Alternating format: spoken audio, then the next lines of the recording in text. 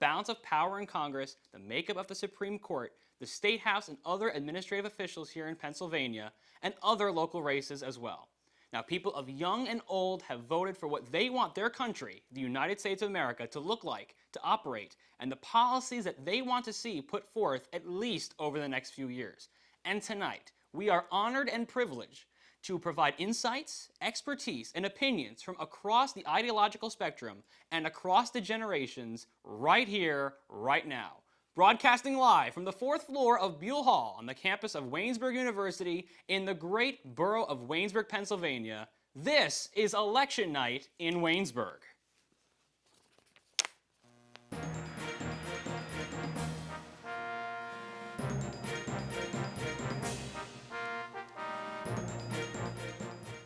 Hello everyone, I'm Ryan Schwertfeger, and thank you again for joining us here on this special election night coverage of the election here on WCTV Channel 14.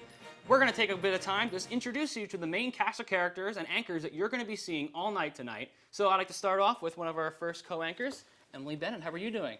Thanks, Ryan. I'm doing great. Election night was a beautiful day for people to go out to the polls. Really excited here. It's been a controversial election, and it's all coming down tonight, and I'm glad to be spending it with you guys. I'm glad you're here with us as well. I'm looking forward to your insights, and it was great to have you on the last episode of the Waynesburg Effect, yes. And now you're here doing election night. Yes, it's exciting. So thanks for joining us, Emily. And then, of course, we have Andy Stanko. A lot of you might know him from all the different sports programs. How are you doing, Andy? Well, I'm happy to be here doing some politics, and really when you look back in this election, and you look back last year, June, July, 17, 18 months ago when Donald Trump, Hillary Clinton made their proclamations, we're going to go for this presidency. And since then, all the forecasts, prognostications, scandals, debates, gifs, vines, tweets, political ads, negative political ads, all of that comes to a hedge here today. And I'm really excited to be a part of it. And it's history. It's history in the making right here on WCTV. Yeah, so I'm going to be here alongside both Emily and Andy, but also we have Matt Schinkel at the breaking news desk. So Matt, how are you doing over there? I'm doing good. Thanks, Ryan. You guys are having me here. WCTV, the election night coverage. This is going to be an interesting election. We have two completely different candidates here. This is the closest a woman has ever come to being president. Just 96 years ago, women's suffrage granted women the right to vote, and then Donald Trump is a political outsider so far. It'll be interesting to see where America decides to go with this election. Obviously, you can see we have some results coming in now. This just happened a few moments ago. States officially declaring their votes. We'll get to that stuff a little bit later in my section. For now, we'll go back to Ryan in the studio. Excellent. Thank you very much there, Matt. And also, we have reporting live from the Yellow Jacket office, Brendan Keeney. How are we doing over there, Brendan? I'm doing great, Ryan, and thanks, guys. I'm reporting live from the Yellow Jacket office where some of our workers are hard at work making sure that this production is ready to go for Thursday's edition of the Yellow Jacket newspaper here. I'm really excited to be here. You know, there's been a lot of speculation in this bizarre election cycle, but I will be checking in with you guys periodically, bringing you up to speed on some national developments, as well as some of the local voting numbers here in Waynesburg. But I look forward to checking in with you guys throughout the night and conversing with you. Excellent. Thank you very much, Brendan. Now, obviously, there's going to be lots of breaking news going on throughout the night, but not just election results, but also some things happening at the polling places. We've already heard some stories coming out. A recent story just coming out of California. One person dead, 3 people injured in a shooting at a polling location. Information on that's still coming in, so when we have that, we'll bring that to you. But we've also heard several things about really long lines at polling locations. Did either of you, both you sent in an absentee ballot? Is that right? Mm-hmm. So can you? So you didn't? Did you do absentee or? I tried. Waynesburg mailroom kind of messed me up, but you Okay. know, I tried. All right. Well, I'm just curious, really quickly, Andy. You know, if you want to just let us know, like, how did that go with casting your vote? How was the process of getting the ballot and sending that in? Well, the process for getting that ballot and sending it in, I live 4 hours away in Lewisburg, Pennsylvania, in Union County, and I'm registered to vote in Union County. I could have registered here, but didn't do that. So the process for that would be to go online. It's simple as Googling it, and the Pennsylvania's made it relatively easy to print out your form, send it into your local voting place, and then go ahead and get the paperwork. You get the vote, you send it in by the deadline, and you're all set. And you still have to get it and send it out, which is, there's some road bumps there, but the biggest thing I would say is getting that and sending it in. But first and foremost, requesting the ballot, and that's something my sister, who goes to school in Delaware, had to go all the way home to make sure that she could vote as well. So how long was it from when you sent in the request for the ballot to when you got it? Did you do that earlier this year? Did you do it in September, October? When? Early how did that work? October. Okay. Got it maybe a week later, or whenever I'd next check my mailbox, because I'm not one to get mail that frequently. But it was there. It was a relatively quick turnaround. It was easy. They gave you materials to return it to the polling place. So that was all taken care of, and really, as far as easy as the process can be, I would say it was. In terms of being secure, you can't do it all online yet, but it was relatively easy, and I was glad I was able to do it. And in Pennsylvania, I believe you have to have a reason why you're requesting absentee ballot. You can't Yes. just decide to vote by mail. Is that correct? Yes, student, Waynesburg University. The address that I sent it to was Waynesburg University, so no problem there getting my clearance, and that was that. All right. So now I'm just curious. So you said that you requested an absentee ballot, but you didn't get it until late. What happened with that? Yes, I mean, I was a little late with registration. I think I registered one day before the deadline, but I printed out my absentee, I sent it in, but it was a little late. I admit I should have done it a little bit earlier, but it was a couple days, and I should have gotten it in a Waynesburg mailroom. I kept checking my mail, checking, and I didn't get it. So I don't know. I got it yesterday, so obviously it was a little too late to send it in. So unfortunately, I also live 5 hours away in the Reading, Allentown area. I live in Lehigh County, so it's a little far to go home to vote today. But I wish I could have, but it is what it is, I guess. Now I'm curious. Did both of you guys go home for fall break at all that we had a few weeks ago? No, or I did. Yes. you did.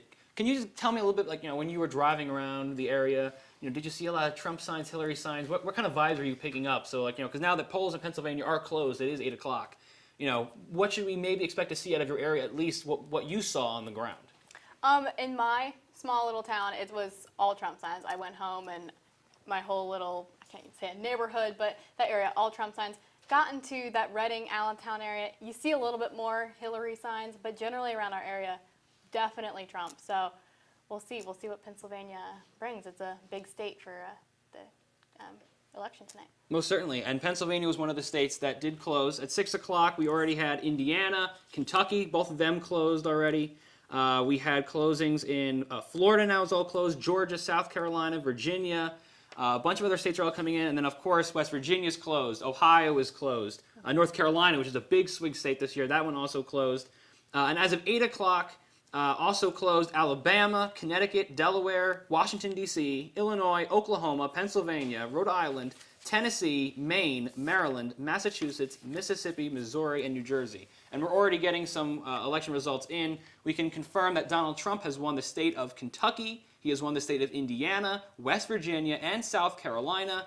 And Secretary Clinton has won the state of Vermont. And of course, as we get more and more information, we will bring that to you either here at the anchor desk, or we'll go to Mr. Schinkel at the breaking news desk to deliver that information to you. But before we have to go to break in a few minutes, I just want to ask what your feedback is. I mean, we're still waiting for more and more information to come in about the shooting that happened. But I'm just curious, what do you think this, do you have any inklings or anything you want to comment on it? Do you think this was just a specific attack, or this was a scattered thing? Because I know ISIS had said that they did want to try and do an attack on America on Election Day.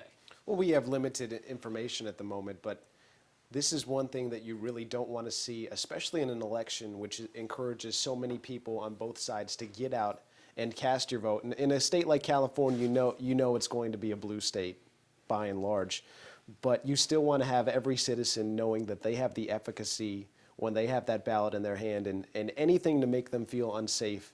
That's something we need to remove from our society. That's something that was so important when you look back at the Voting Rights Act for African Americans when it came to being in this country and using their efficacy as well.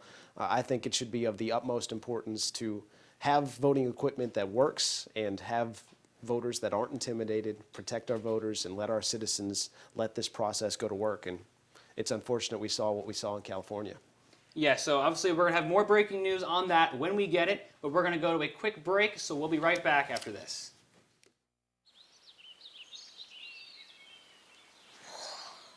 Oh, look, a redhead. Staring contest.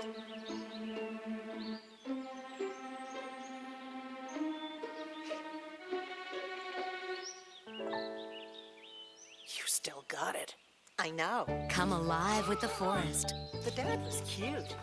You were looking right at us. Visit discovertheforest.org to find a forest near you.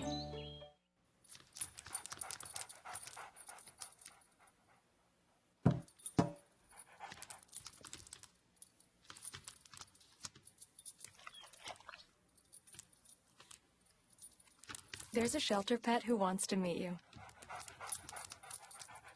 Meet one today. Visit theshelterpetproject.org. Adopt.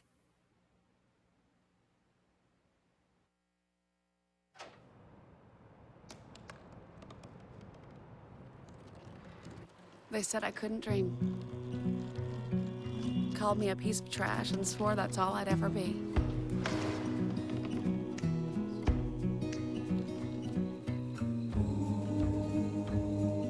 Said a bottle couldn't see the ocean.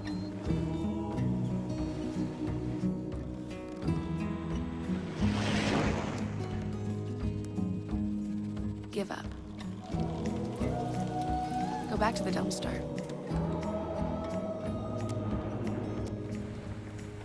But I didn't listen. I made my way.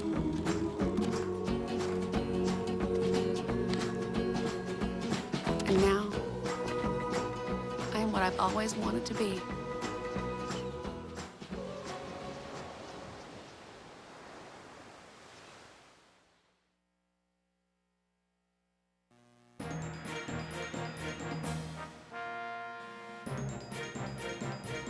Welcome back to Election Night in Waynesburg here on WCTV Channel 14. I'm Ryan Schwertfeger. Glad that you're back and watching the election with us here from our studios on the 4th floor of Buell Hall.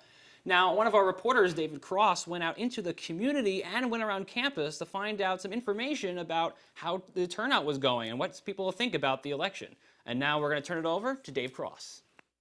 I'm David Cross here on the campus of Waynesburg University, where I got the chance on Election Day to talk to some students about the general opinion of who they think that they would like to see as president and who they'll be voting for today. I don't like either of them, so I'm not voting. Both candidates are not very good. I don't think either will make a good president, but I'd take Trump over Hillary. Personally, I decided I wasn't going to vote just because I really didn't have a strong opinion either way for either candidate. I think a lot of people felt very strongly one way or the other, and it was hard to talk to people about the whole election, because if one person thought one thing, you couldn't really give them an argument that was against what they thought. So I just said, I'm not going to vote. So are you going to vote today? No, I'm not. Okay. I'm going to stay away from that. As you can see, the general opinion around campus is actually that students are abstaining from voting. Now, that may be because being Election Day, a lot of students have to go home and travel home to vote, so many of them aren't here that would be voting. But the general consensus is there's a handful of Trump supporters, a handful of Hillary supporters, and a lot of people that just feel that they don't have a good option. Neither of them are, worth voting for. The way I think we're kind of screwed either way, whichever happens, and I just didn't think it was, just don't think this is a good election. I don't think anyone can really, we can do better, but I don't think anything will be fixed. And either way, it's not looking too good. With Pennsylvania being such an important battleground state this election, every vote here in Waynesburg matters, and I got the chance to come down here to the First United Methodist Church in Waynesburg, one of the polling centers here, to talk to some Greene County voters about what they think of this election, and the general consensus has been, well, not very positive for either candidate. Most of the people I've talked to have supported the Republican side, but they're not necessarily supporting Trump. The biggest advocacy I've seen is for the vice presidential Republican, Mike Pence. In fact, one lady said that she believes that Trump will be a better candidate because he will surround himself with better people, even though he is a bit of a loose cannon. And one man said it best, that at the end of the day, we all need to remember, we're all American. Reporting from Waynesburg, I'm David Cross. Thank you, David. That was a great report there. And now joining us here at the anchor desk, our Yellow Jacket reporter, Brendan Keeney. How are you doing, Brendan? I'm doing great. How are you doing, Ryan? I'm doing all right. It's a little toasty in here, right, compared to the Yellow Jacket office, I think? Yeah, actually a lot. Like it's hard to adjust to be honest with you. Yes, and we're sitting here most of the night, so I think you have it better in the other room. But I'm just curious, you're in the Yellow Jacket office. The paper is going to be covering, obviously, the election. Yeah. What are some things do you think you guys in the newspaper are looking for? What are you going to report on Thursday? Well, we're not going to do a ton of reporting on the election itself because I don't know if we have any sources that would have groundbreaking material. But we do want to cover some things that will impact students and college students in particular, maybe college students in Waynesburg. I'm actually writing a story about that. I talked to a couple of people. Dr. Larry Stratton is one of them, and we kind of discussed some of the impacts that this election will have on students, the state of the economy when we're going to be looking for jobs in a couple of years, and student loans and things of that nature.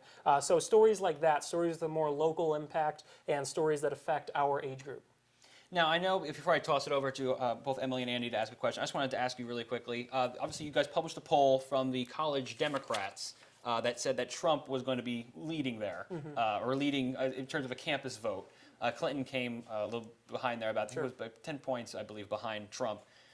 Why do you, obviously a lot of people from this area go here to Waynesburg University, but we do attract some people from other parts of the state, New York State, I'm from New Jersey, Ohio, etc. I'm from Buffalo. And you're from Buffalo. Do you think that's just an anomaly that maybe this area, because of where we're situated, there was such a high Trump number? Or do you think that's saying something that young people are shockingly deciding to go for Trump? No, I don't think that young people are going for Trump. I would actually think quite the opposite. A lot of younger people were going with the Bernie Sanders route, and then a lot of them are settling for Hillary Clinton. I think a lot of it has to do with the culture of southwestern Pennsylvania. It's more rural. It's definitely a blue-collar kind of environment. And another thing is that this is a school that has a Christian slant. So a lot of those conservative principles are embedded in a lot of the students that go here. And that's probably one reason that this particular university is more conservative than what you would find at maybe a West Virginia university or a larger, more diverse group of people. All right. Brendan, Andy, you want to ask Brendan a question? We've seen a couple of editorials. You, of course, run the editorial page where you get the three different angles from Democrats, Republicans, Libertarians.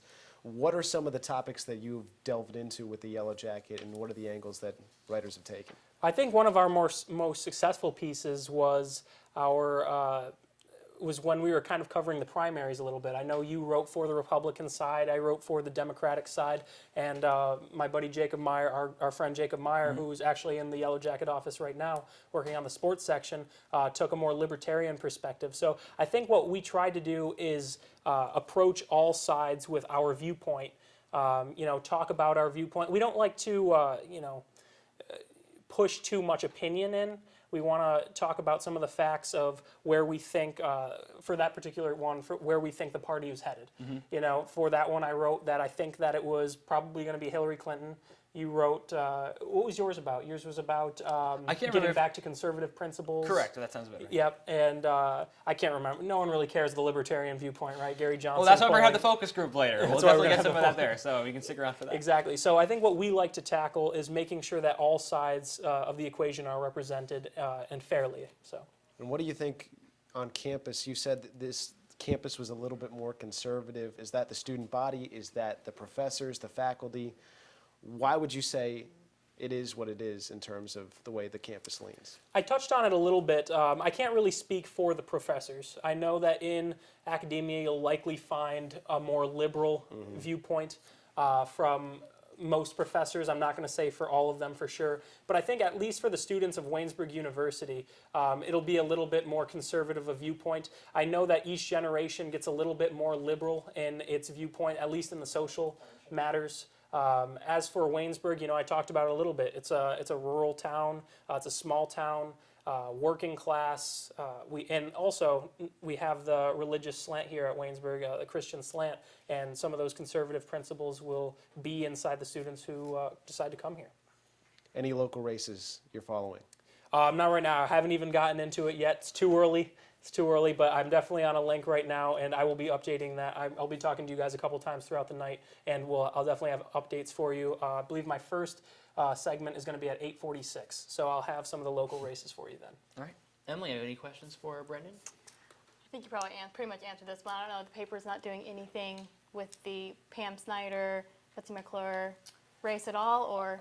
Yes, I believe we are. That is not my specific area, but we definitely want to have a more local slant as well, because that's something that would not be covered as extensively as this national election. That's another thing that we want to remind people and voters is that although you may not feel like you have a say in the national election, very important are the local elections. And those may actually have a more of an impact on your life for the time being than the national election. So those are very important as well. All right. Well, thank you very much, Brendan, and we'll catch up with you later on in the broadcast. But we have our first guest calling on the line. We have Bruce Barron, the former press secretary for then Congressman Rick Santorum when he was running the first time around, all the way back in 1990. Bruce, how are you doing tonight? Very well. It's great to be with you. It's good to be with you as well. Thanks for calling in. I know you're up there in the Pittsburgh area, and I'm sure you're a little bit closer to maybe some action and energy that's kind of going on up there. But I wanted to kind of ask you a few questions about when you did work on the campaign for then candidate Rick Santorum before he became a congressman. I know we've talked a few times, because I've talked with you off the air, a lot about how a lot of people didn't think that Rick Santorum was going to make it, and that that it was a come from behind victory. He shocked everyone when he won. And Rick Santorum loves to talk about being a blue collar conservative and talk about these types of values and issues that are a lot of the same issues that Donald Trump talked about in this campaign. I'm curious, do you think that just like it worked for Santorum back in 1990 when he had that shocking win, do you think that could be possible for Donald Trump here in 2016 Pennsylvania? Yeah, but really the better comparison is to the 2012 Santorum presidential campaign.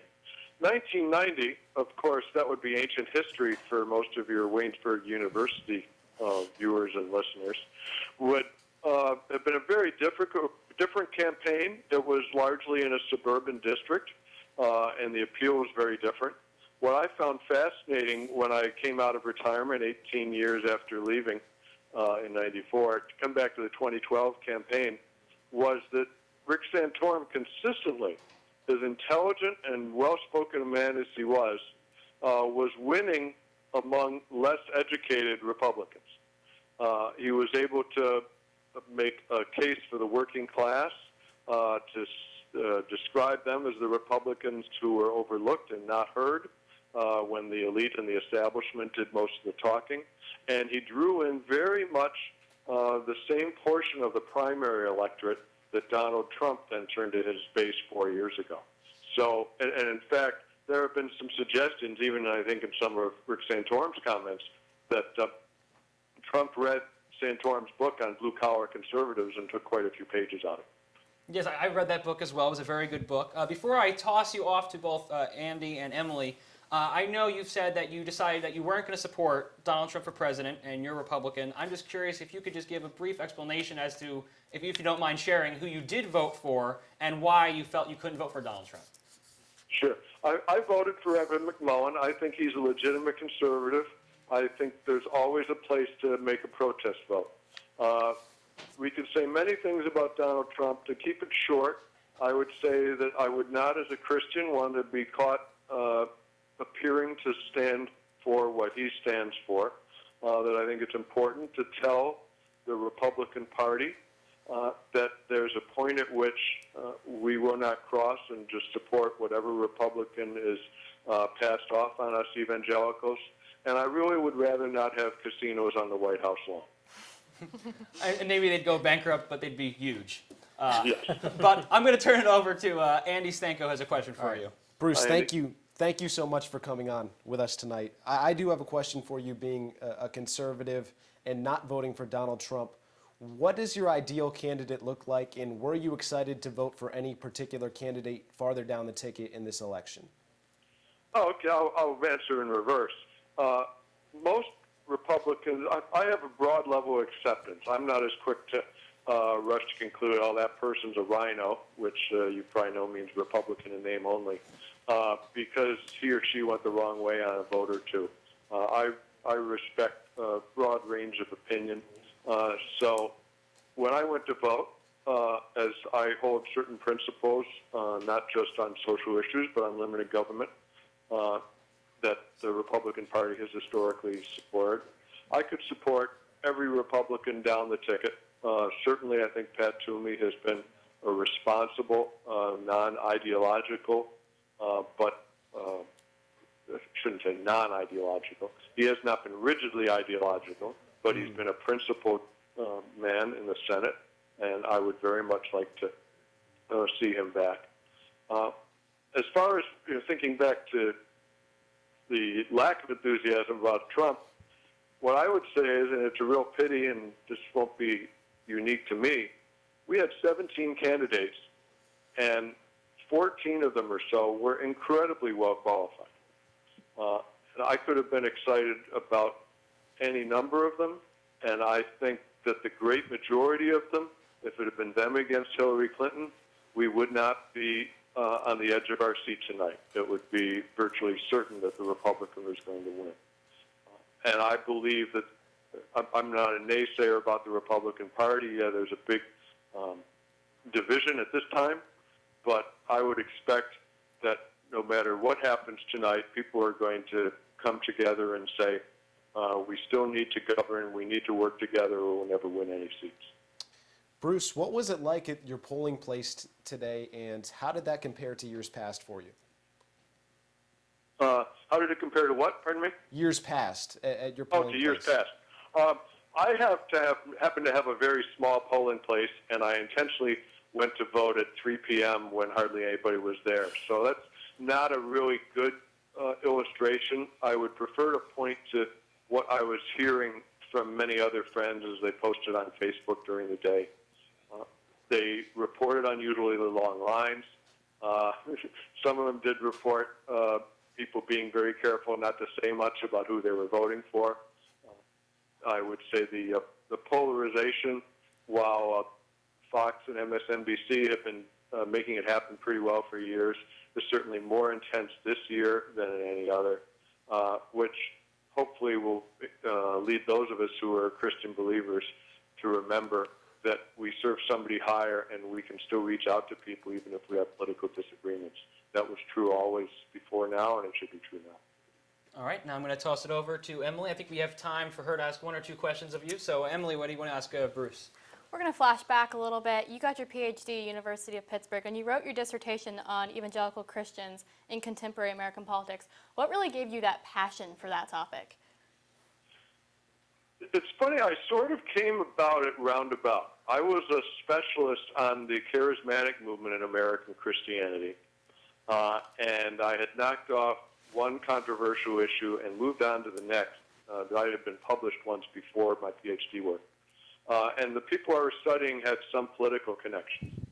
So as the topic grew, it really drew me into the issue of, okay, how do we think about politics? Believe it or not, I was politically uninvolved until age 28. What excited me as I got into it was to see the number of committed Christians who were seeking to make an impact in an area that historically Christians, especially conservative Christians, had overlooked.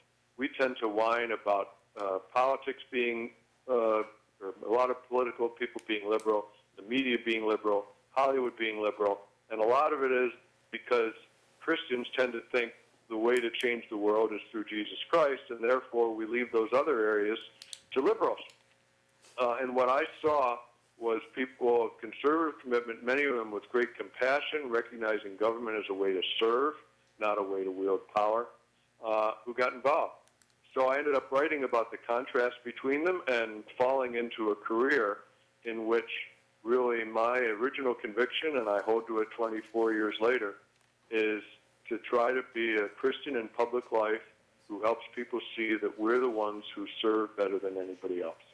That's going to be especially important now because the narrative post-election is going to be, look at all those evangelicals who supported Trump, they're such hypocrites, and that really needs to be opposed. I think it's a bum rap.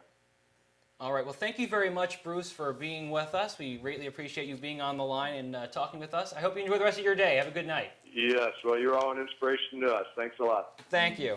All right, when we come back after the break, we're going to have an update on the various states going on. We have some news coming out of Florida, and we'll provide that to you. We have a package that's coming up right after the break, so stay tuned to Channel 14 WCTV.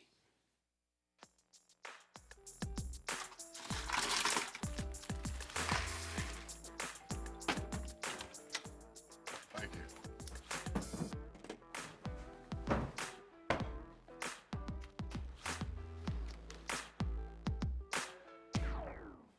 You got a king?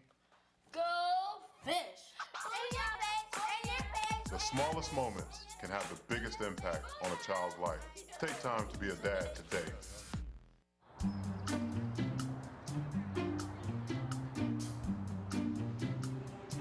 Don't worry, 74 people were picked before me in the NFL draft. To fight childhood obesity, United Way and the NFL are helping kids play at least 60 minutes a day.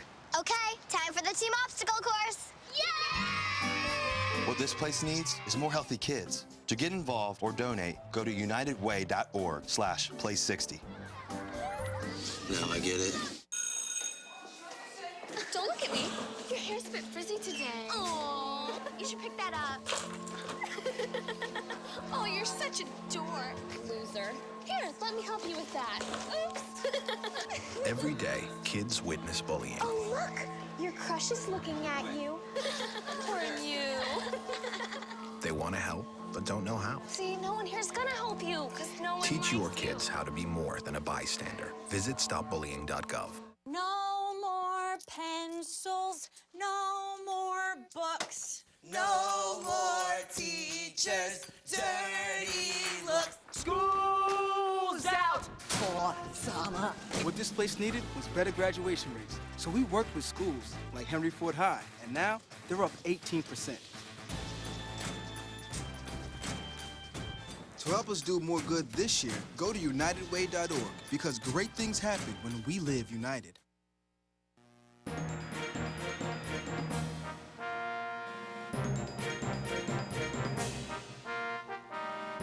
Welcome back to the Waynesburg Effect special election night in Waynesburg live. We're going to be here for quite a while, until about 11:15, so we're really glad you're here. We're already having a very action-packed election night. You just heard from Bruce Barron. We have more guests coming up and guests here in the studio as well, so don't change the dial. But first, we have an update from CNN. We have a nice little package about what's going on currently in the race for president. I'm CNN's Wolf Blitzer reporting from the Empire State Building. Hillary Clinton's campaign headquarters is in Brooklyn, only about 5 miles away. Donald Trump's campaign headquarters is over at Trump Tower, just over a mile up Fifth Avenue. The Empire State Building stands between teams Clinton and Trump, and that's why CNN, in an exclusive partnership with the Empire State Building, will light up the most iconic landmark in the New York City skyline with the results of the 2016 presidential election. Now let's do it. Let's light up the sky. Pretty cool, huh? Use the hashtag MyVote on Instagram, and CNN, in partnership with Facebook, Instagram, and CA Technologies, may use your photo as part of our election coverage.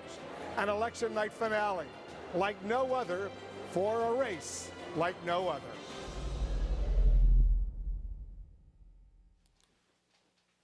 All right, thanks for joining us. Again, that was Wolf Blitzer from CNN. You'll see some things from CNN as we go along throughout the day. But we're going to toss it quickly to Andy Stanko, who has some news about Florida, and then we're going to have a little discussion until our next break. So, Andy, what do you have for us out of Florida? Absolutely. Florida, it's Trump 48.9%, Hillary Clinton 48%, 91% of precincts reporting. So that is a critical state in terms of should Trump want to come out on top. It starts with Florida, and then you go down the line, North Carolina, Pennsylvania. If North Carolina lost, Pennsylvania is a must for Trump. But all of his scenarios, or most of them, start with him taking Florida and then going from there with the momentum. So that certainly is a big one to watch.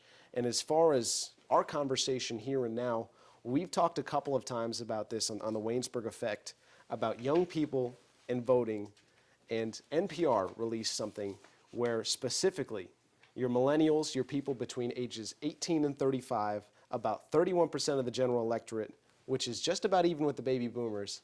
And the fact of the matter is they don't traditionally go out and vote. In terms of potential voters, Baby boomers, millennials, they're approximately the same. But in 2012, voters between the ages of 18 and 29 made up 19% of the electorate. Baby boomers made up twice that much when they essentially have the same base or the same population. So this time around, for the first time, all millennials are now able to vote. You've got a lot of 18-year-olds who are coming of age. I missed the last election by a single week, so this is the first election that I'm able to vote for.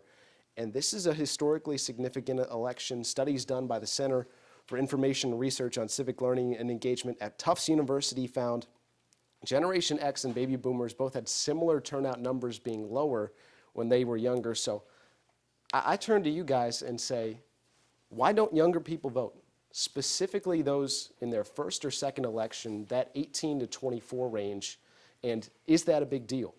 First and foremost, why don't young people vote? I mean, it could be a plethora of reasons. Emily, your reason is you're far away, and this could be a whole number of things tripping you up. With an absentee ballot, you could forget to do it, you could miss the deadline, it could get lost in the mail, etc. But as far as young people getting out to vote, what would compel them to do that, and how would they be able to do it consistently? That's what I would say, or what I would ask to you two. Emily, you want to go first? I mean, like you mentioned, the absentee, it's a little bit of a hassle when you go to college far away. I mean, there's not too much of an excuse for it, like you need to get it done, but college students technically procrastinate. They normally procrastinate and don't get things done, and I think that trips up some college students for not voting. I know some that have driven home to vote, but there's really not an excuse, personally, like, especially when they say that they don't know what's going on. We have social media. Like, this election's really key, too. With all the social media, it's been everywhere, with blogs, YouTube, even the candidates' own websites and their social media. I think college kids, sometimes they just don't feel like they care, and they also don't think their vote matters. And when you get so many people thinking that their vote doesn't matter, then you're missing all that. And if everyone did vote, it would build up to so much more. But I just think whether they're lazy or the hassle of the absentee ballot, I think that's what it comes down to. We saw in the package that David Cross was so nice to put together for us when he talked to students on campus. You had some students say that, well, at the top of the ticket for both sides, neither really excites them. And so at the end of the day, what's the point for that? So for this election, what would you compel you to go out and vote if you didn't have a strong opinion? Or do we need to have more young people with strong opinions? I know you have strong opinions, Oh, yes, Ryan, very much so. Coming from day one. Yeah, I mean, if I had to say something, I would just say, I mean, when young people first got the right to vote, they came out in droves. And that was done purposefully. I believe that was, correct me if I'm wrong, I think it was during the Nixon administration is when that passed and students were, younger people were allowed to vote. The voting age was lowered. But they came out in droves because they thought that would help them in the election. And nowadays, I think we're kind of seeing a pattern in the sense of young people usually don't like to go out to vote.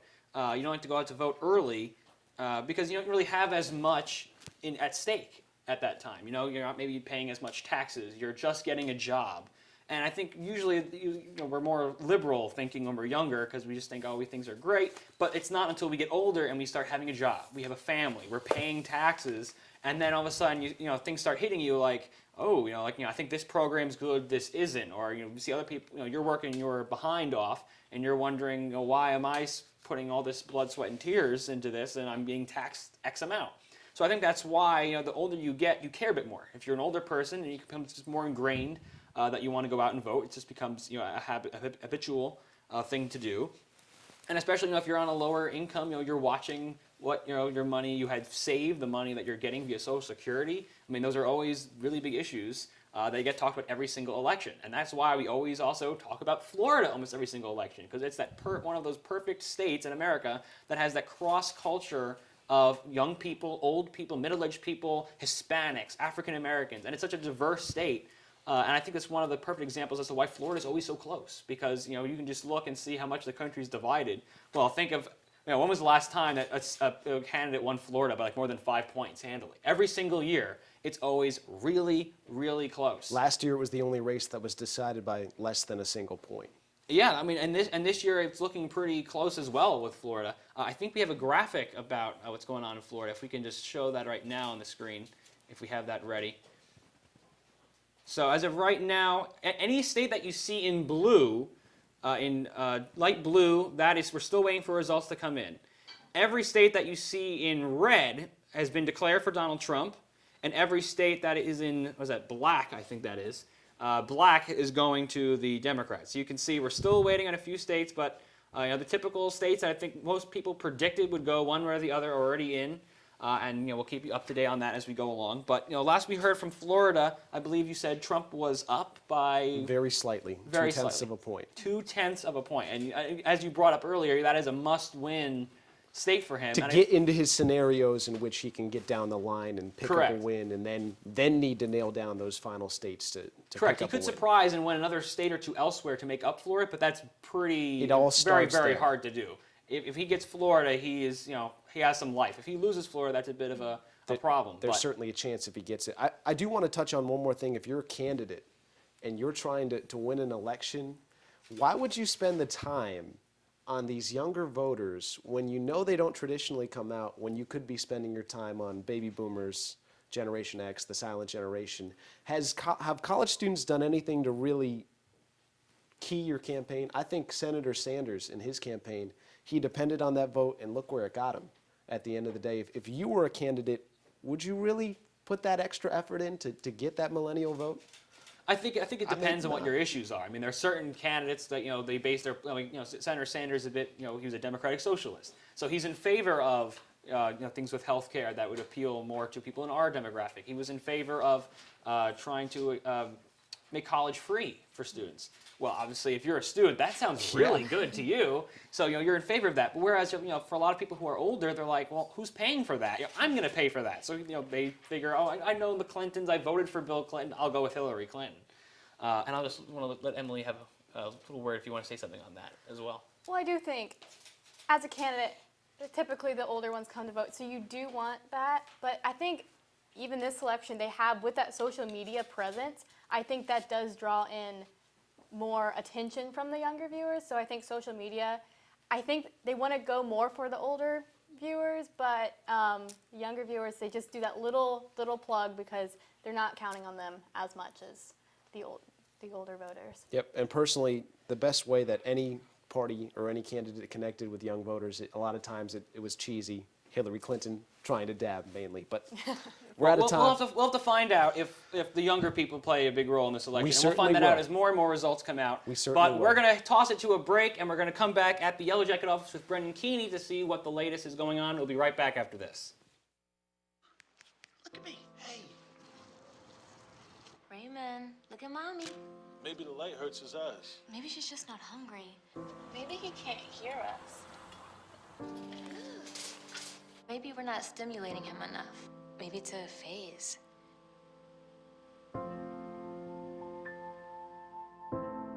Avoiding eye contact is one early sign of autism. Learn the others today. The sooner it's diagnosed, the better.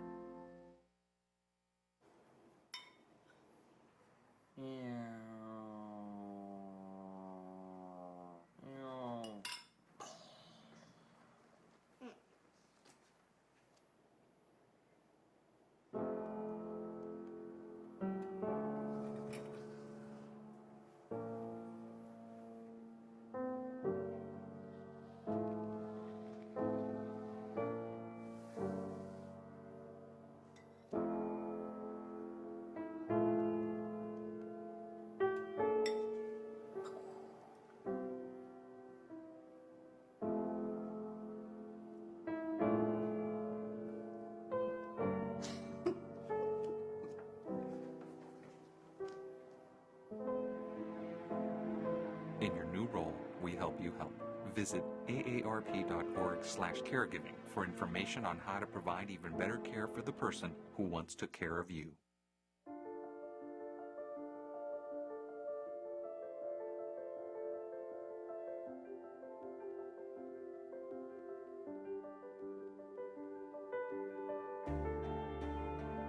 Body language. Without saying a word, it can tell you so much.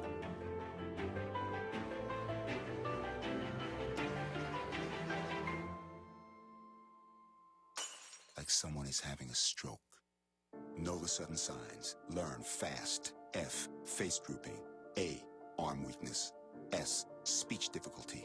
T, time. Time to call 911 immediately. The sooner they get to the hospital, the sooner they'll get treatment. And that can make a remarkable difference in their recovery.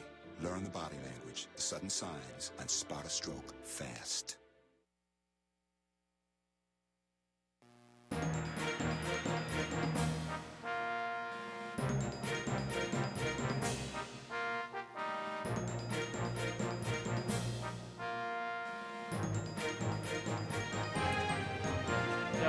There's not a lot of information that we can gather from just one precinct. Just a little bit of information, however. Hillary Clinton is down significantly to Donald Trump, 202 votes to 118. So that's something that we'll monitor throughout the evening. More locally, however, Pat Toomey, the incumbent United States Senator for Pennsylvania, has a 34-vote lead in this precinct. That's 51.8% to 41.7%. Obviously, these, as I mentioned before, these numbers don't mean a whole lot right now, as we only have one of 44 precincts in. Josh Shapiro and John Rafferty are in a neck-and-neck race, 167 votes to 166 votes for Attorney General, and we'll update you more on some of the other big offices as the evening progresses, but that's just one precinct. And I want to get in a little bit on this conversation that you guys were having earlier about why college students may not vote. And I know that a lot of it might have to do with the electoral college system. A lot of people are from New York and, not from around here, but from Texas and other states that vote, no matter what you vote, that state's going to vote a certain way. And there's nothing that you can do about that. And I think that's one of the reasons that younger people are less inclined to vote, not realizing how much their voice means in the local elections, but in the national election, their vote doesn't matter as much to them because they think that, well, I'm from New York, we're going to vote Democrat anyway, so it doesn't matter. My vote doesn't matter because there's no popular vote. It's all based on the electoral college system. So that's one thing that I do think that college students are leery of. And so that's what's just going on around the office here, and I'm going to send it back to the studio with Emily and Tyler McCoy. All right, welcome back.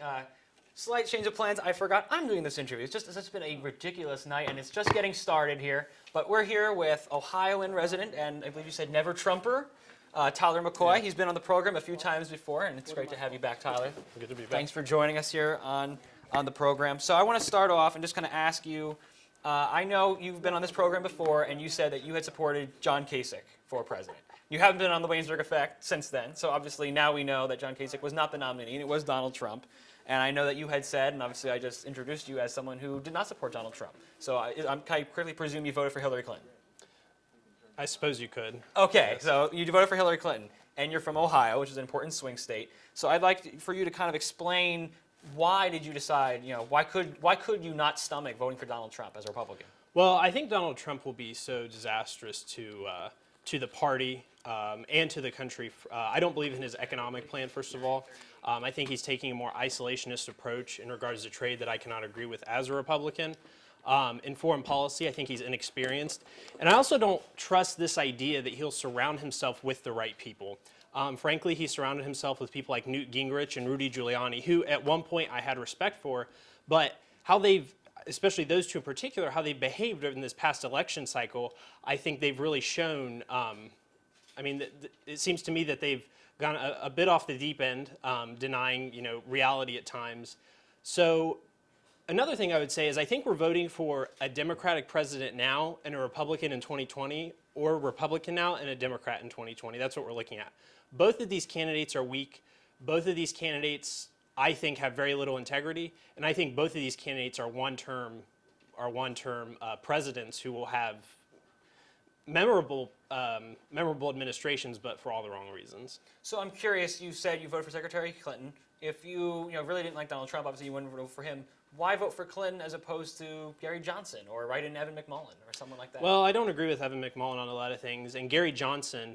While I do agree with some of his policies, I think frankly he showed that he has a very poor grasp of the policies. I know he did an interview one time on CNN, and they were talking about tax policy, and he started to say, let's not get too much in the weeds. In other words, let's not get too detailed on this. Well, if you want to be president of the United States and you want to implement a tax policy, then you need to know about that. Secretary Clinton, I think she's very little integrity, she's very little character, but I think that she's either president for the next 4 years, and then unless the Republicans mess up again, there's a Republican president in 2020, or we could have Donald Trump for 4 years, and then what do we get? Do we get a far left candidate like Bernie Sanders? I mean, what then? So, I mean, it was a difficult choice, it was a difficult vote, but what I'm ultimately hoping for, the Republicans have to hold the Senate. If the Republicans don't hold the Senate, it's a very bad night. They'll hold the House. In fact, it's been called that they'll hold the House. The networks are saying that they'll hold the House, but they have to hold the Senate. If they don't hold the Senate, that's the worst case scenario for them, and that's the worst case scenario in my opinion. I also voted and strongly supported Senator Rob Portman, our Republican incumbent senator from Ohio, and my hope is that the Republicans can hold the Senate. So I know you're hoping the Republicans can hold the Senate. Donald Trump is really hoping he can win Ohio tonight. A lot of people, usually Ohio and Florida are usually the two states that we always look at every single election cycle as being the ones that are really, really close, and we're seeing that already with Florida. We'll have to see if we have an update on Ohio maybe on the next cycle around when Matt Schinkel gives us the breaking news update. But I'm just curious, almost all the polls said that Trump was going to actually win Ohio, and usually this phrase is that if a Republican's going to become president, you have to win Ohio. So I'm curious, do you think if Trump wins Ohio, that's a shoo-in that he will be president, kind of going along with the trend? Or do you think maybe this is a weird off year because of just the demographics that maybe are coming to Ohio or starting to develop in Ohio? And also the message that Trump is bringing as opposed to what Hillary Clinton brought to the table. Yeah, I think this is going to be an exception. So I think Secretary Clinton is seen as, and she is a part of the establishment very much. The thing about Donald Trump, and the thing that I understand about him, if people who voted for Donald Trump, I'm not going to say all these terrible things. I understand why people voted for Donald Trump, especially in Ohio. We've lost a lot of blue-collar jobs. We have, especially in the Great Recession. And so there are a lot of these dissatisfied voters in Ohio who used to work for companies like GM who lost their jobs, especially in my area, for example, in Dayton. There was a large job loss when a General Motors plant left the Dayton area. So these people are voting for Donald Trump on economic issues. And I understand that, and I understand the frustration. And the Republican Party and the Democratic Party, they have got to come to the table with better explanations of their economic policy and more clear visions for the future. I believe in free trade, but I understand why people are mad about it. And I think the Republican Party has failed to sell it well to the American people, to show why it's good policy. So I think Ohio will go for Trump tonight. Senator Portman has already won. So I think Ohio goes for Trump because of the blue-collar workers who are dissatisfied, who would have voted for Democrats in the past, but who now see the Democrats as the party of the establishment, and they see Donald Trump as the party of blue-collar workers. And I understand why they feel that way. Now, I've just been told that Clinton has a lead in Ohio right now by about a point. I don't know how much results have come in. I'm sure it's pretty early still. But some people are saying Trump is supposed to win in Ohio, and you even agreed that that's somewhat likely. But what if Trump doesn't win? I know like I said, you supported Governor Kasich in the primary. Governor Kasich did not support Donald Trump. I believe he said he voted for John McCain this election. So I'm curious, if Trump were to lose Ohio, and Trump, I'm sure his team wants to say something about that. Do you think it would be right for him to blame Governor Kasich for not getting behind him and have the Republicans line up behind the Republican nominee, like when they all signed that pledge? Yeah, I think that'll be a big part of it. Governor Kasich is very popular in Ohio. He's been a very successful governor. He has a record of success in governing, unlike Donald Trump. So I think he could blame Governor Kasich for part of that, because I do think Ohio is a prime state for Trump to win. But I think Governor Kasich is angling himself for a 2020 run. And so he probably made, I don't like Trump either. I agree with the decision he made. But yeah, I think he can probably blame that on Governor Kasich. And if Trump doesn't win Ohio, he's done. I mean, he can't. There is no path. And if he's doing poorly in Ohio, a state with so many dissatisfied blue-collar voters, then he's he's shown that he's not resonating enough with those voters, because that means he's definitely not winning Pennsylvania. He's probably not winning New Hampshire. It's a domino effect from there. So do you have an update? I'm sorry. Do you have a prediction in terms of how you think the election is going to wind up going? Like which states for which people? Yeah, I think Secretary Clinton will win.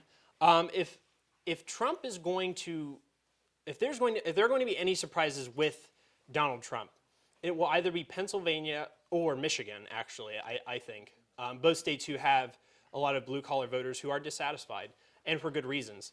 I think Secretary Clinton ultimately wins. I'm interested to see what North Carolina, how they vote. Right now, last I saw, North Carolina was heavily going in favor of Secretary Clinton, which is bad news for Senator Burr, the incumbent Republican. So I think Senator Clinton wins. My hope is that the Republicans win the Senate. I know Young won in Indiana, which is good for the Republicans, but I'm not prepared to say that they will win the Senate. And I think there'll be a lot of the Republicans are really going to have to look at what the party stands for after this election. And we can have groups within the party who disagree about things, but who disagree about certain issues, but we have to move forward more united. And I think where it's really coming to where the issue is right now is in relation to economic issues, because you have Republicans who support free trade and you have Republicans who are behind Trump, who will say he supports free trade, but in reality, I feel like it's all words and no action. I just want to update our viewers who are watching. We have some news I want to just share. So as of right now, Clinton is up 0.8% in Ohio at the moment. Trump has a 1.3% lead in the state of Florida. And here in Pennsylvania, Pat Toomey, the Republican incumbent senator, is up by 9%. Now, I know you said that Portman was looking like he was going to do really well tonight. But why do you think, originally the Democrats were targeting him as a state they thought that they could get rid of him? Why do you think that Portman looks like, at the moment, cruising to a victory while it's going to be much closer to the presidential level? Why do you think that is? Well, he's more of a moderate Republican. He maintains his conservative outlook in regard to economic issues. He's taken more moderate outlooks in regard to social issues. He does have Democratic supporters, so he does have Democrats who will vote for him. But I think the best thing, the Democrats really handed him this election by nominating and choosing former Governor Ted Strickland to be their nominee. Governor Strickland was governor during the Great Recession. And even though, everyone's economy was bad during the Great Recession, but Ohio fared much worse under Governor Strickland. The numbers were worse than other states. So he's not well liked, really. He's blamed for a lot of the problems we had. So I think that's by nominating Strickland, that they really handed it to Senator Portman. And he's a popular guy. People like him, too. Well, thank you very much, Tyler, for joining us. Yes. And we'll have to see what happens to the election. Thank you for having me on. And we'll be right back right after this commercial break.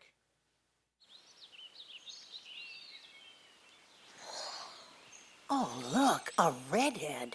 Staring contest.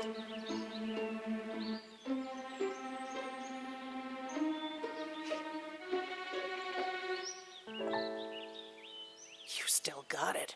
I know. Come alive with the forest. The dad was cute. You were looking right at us. Visit discovertheforest.org to find a forest near you.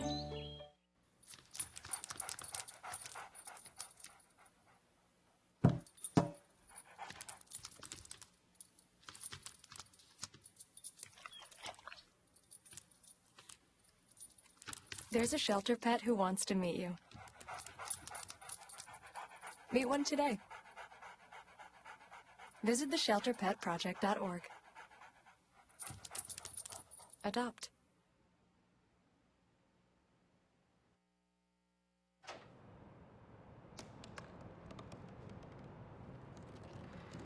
They said I couldn't dream.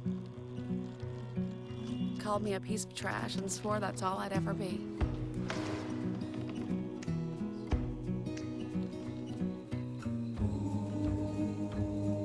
Said a bottle couldn't see the ocean.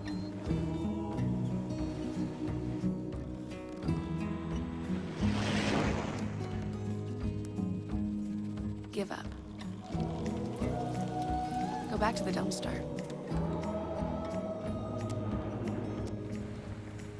But I didn't listen. I made my way.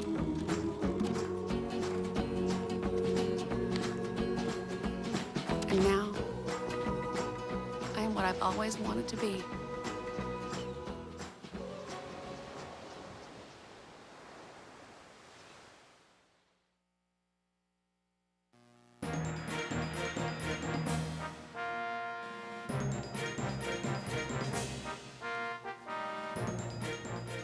Welcome back to election night in Waynesburg. I'm Ryan Shortfigure here. It's now 9 o'clock and more states have closed. Now closed, Arizona, Colorado, Louisiana, Minnesota, Nebraska, New Mexico, New York, South Dakota, Wisconsin, and Wyoming here. But already a busy night here. A lot of different guests, a lot of results that are coming in. And we're going to toss it over to our friend Matt Schinkel at the Breaking News Desk. He's got a lot of information on the different races that are going on. So let's turn it over. Mr. Schinkel, what do you have for us over there? Thank you, Ryan. So here right now, so far, we have it reported that Hillary Clinton has 77, Donald Trump has 66 of these electoral votes. We also have Marco Rubio. He has officially won in the state of Florida. And then Todd Young has won in the state of Indiana as well. Those Senate seats are safe for him. Now looking at New York, that you have just mentioned is closing soon. That is largely Democratic. Right now, swinging Democratic, going to help Hillary Clinton. That's 29 electoral votes for her. Looking right now at some of the states, also South Carolina, officially hers. Illinois, hers. That was announced a little bit earlier. Looking at these tighter races so far, we have Florida. That's going to also be 29. And Ohio, that's another swing state that right now is highly contested, a battleground state between both of these nominees right now. The state of Florida is getting very close, although this is Ohio. Trump right now winning Ohio by, look at that, just 400 votes. This is extremely tight. Right now, we only have 37% in right now. Ohio is a very tightly contested state. Florida, similar. However, Donald Trump is leading Florida by a slim margin. Both of these states are going to be crucial for Donald Trump if he hopes to be able to win this election. He's also going to have to get another couple battleground states for him as well to help turn the tide of this election in his favor. Let's also go to Florida now here in this election. Again, Hillary Clinton has around 70 electoral votes. Donald Trump, 66. Here we go, looking at Florida, 91% in so far in this part of the election. Trump up by 1.5%. He has a little bit more of a lead in Florida than he does in Ohio, about 120,000 more votes for Trump over Hillary Clinton in the state of Florida. Right now, the votes for Hillary Clinton and Donald Trump. Donald Trump is winning the popular vote in the country right now. That's the story that we should be following. Hillary Clinton not getting that popular vote. Electoral College is benefiting her so far. It'll be interesting to see what happens as it sweeps across the country and more votes continue to come in. Again, so right now Hillary Clinton leading, but the battleground states, Florida, Ohio, and Pennsylvania are becoming very interesting to watch in this part of the election. Ryan, back to you. Thank you, Matt. We're also getting some other news. Right now, the Republicans have a lead of 85 to 45 in the House and 40 to 40 right now in the Senate. And also, Hillary Clinton now has won the state of New York. So now I'm going to turn it over to Andy. We talked a lot about the different Senate races that are going on. That might be just as important as the race for president. Can you tell us a little bit about what you're picking, what you've been seeing online? Well, absolutely. You look at the Senate race, these Senate races. Republicans currently coming into tonight a 54-46 edge in terms of those seats. However, 34 seats up for grabs, 24 of which GOP, and races we had our eyes on, Marco Rubio in Florida, as well as Indiana, an open seat after Dan Coach retired. Indy, the first seat that would be decided, and both of those going to the Republicans. However, Illinois, there's one that goes to the other side, a pickup by the Democrats. It was Mark Kirk, who in 2010 replaced President Obama, or was there to replace President Obama, won again in 2010, and now he is upstaged. And I'm looking at a lot of those guys who won in 2010 the first time around, and a lot of those guys, that was a result of the backlash to the Affordable Care Act. They were able to ride that wave of momentum of conservatism into the Senate, and now we're going to see if they can keep that momentum and keep those seats. I'm looking at Missouri, New Hampshire, North Carolina as well, especially, because the magic number the Democrats are looking to pick up is 4, if they can also take the White House, and then Tim Kaine acts as that tiebreaker should they ever get into a 50-50 situation. Do you think we could have a scenario? I mean, you said it's pretty positive so far for the Republicans tonight, so far. they've held on in Ohio, Indiana, Kentucky, and Florida, and the ones that were contested were Indiana and Florida were ones that coming in we knew, keep your eye on Marco Rubio, keep your eye for that open seat in Indiana after the retirement, and they've cleaned up there. However, again, Illinois switching sides, so Democrats +1 right now on that Senate side. All right, Emily, I'm just curious if you want to say a little bit as to what you're looking at, but I just want to just give a little bit of news right now that we're just getting. Trump now 1.6% lead in the state of Florida, and that's a state that he really needs to win tonight if he wants to have a chance to make it to the White House. But Emily, what are some of the things that you've been looking at so far during the little break that we just had? What stands out to you? Well, we're going to go to Greene County here. We're looking at the Pam Snyder, Betsy McCullough race. Right now, Pam Snyder's up 54 to 46, so obviously that's been a race that's been really talked about as being really tight. A lot of people, it's toss-up here, and I know a lot of people have opinions, and there's definitely been back and forth with the two of them, but right now, it looks like Pam's holding on for now, and we'll see what happens the rest of the night. Yeah, we would like to say that during this segment of time, we had invited the Republican challenger to Representative Pam Snyder, Betsy McCullough, to be on the program. She did not respond to us in order to be here this evening. But we are, but as right now, we still are scheduled to talk with Pam Snyder toward the end of our broadcast, so you can stick around for that. But I know we're talking about local races too, that things that are going on, and there's a bunch of people who are actually watching in the Beehive also right now. There's a whole bunch of crew. There's pizza being served. It's sponsored by a bunch of the different departments here on campus. I'm just curious. I mean, I don't think we have a reporter who's there at the scene at the moment, but what do you think?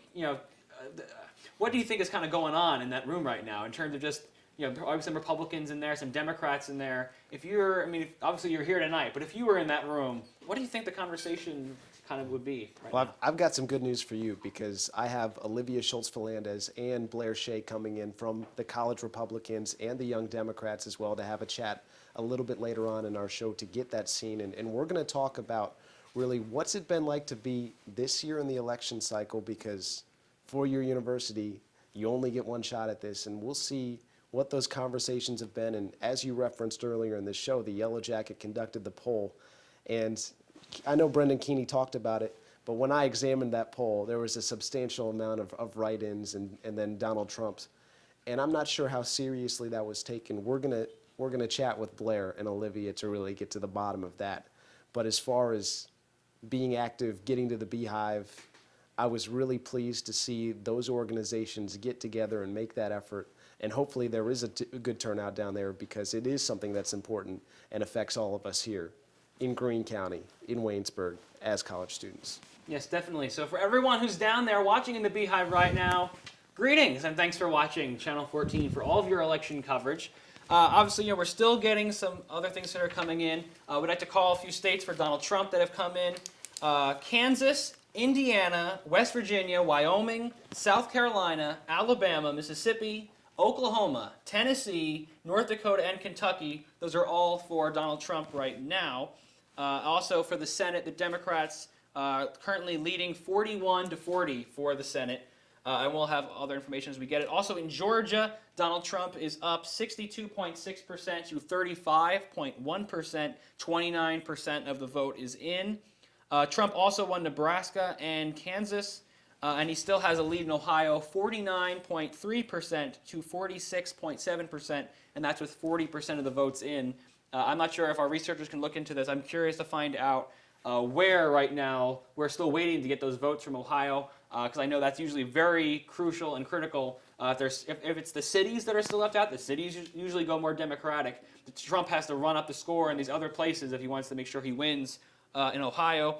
Also, we're hearing in North Carolina, Donald Trump is up by 0.5%. That's a state he really needs to win as well. Also for Hillary Clinton, just to make sure we cover her as well, she's officially won the states of Vermont, New York, Rhode Island, New Jersey, Washington, D.C., Illinois, Maryland, Delaware, and Massachusetts. And also now just getting some info, Trump is up 7% in Ohio, polls 45% in. I'll say this, Ryan. We're still waiting for that first domino to fall. We've been following Ohio and Florida extremely closely. For Trump, it's been the red states. He's handled business. For Clinton, it's been those states that have been leaning Democrat year after year after year. She's handled her business. We're just looking for that first one to fall, and then we can explore the potential avenues for Donald Trump to get that magic number of 270. Same with Hillary Clinton. There are more avenues available for Hillary Clinton to get to that point because she has on the back end California and some of those other bigger states that she can bank on. But we're waiting for that first one. But speaking of a And then map, we get I believe we have a map update. So if we can put that on the screen, I believe we have a map that we can put up for all of you to see. So here are the states that, in case you're a more visual person like myself, so obviously they've called Louisiana, Mississippi, South Carolina, Tennessee, Kentucky, Indiana, West Virginia, a whole bunch of other states in the Midwest and the Mountain West, all going for Donald Trump. And most of these states are pretty predictable. Tack Texas on for Trump as well. And we can also add Texas to that lead as well. So far, nothing that's extremely surprising in terms of actual states that have been called. We're also hearing that Trump now wins Texas. Again, I don't think it's a shock to anybody. And that means he's up. We have 124 electoral votes for Donald Trump and 97 electoral votes for Hillary Clinton. Also, we're just getting in, Trump is now up 1.5 points in Florida, 93% in. So again, so far, especially Florida, Trump seems to be doing a little better than anticipated. But then again, it's Florida. It always surprises everyone with Florida.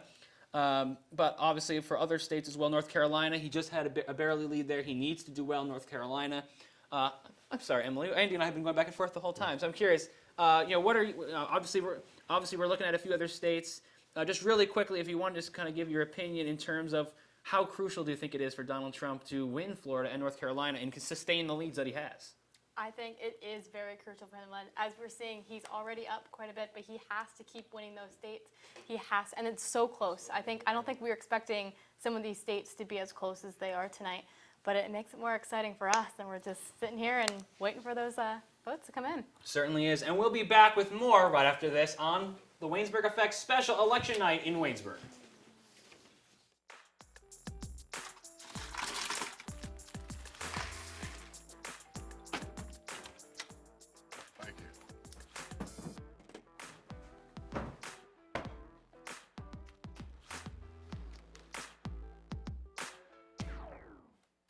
King? Go fish! The smallest moments can have the biggest impact on a child's life. Take time to be a dad today.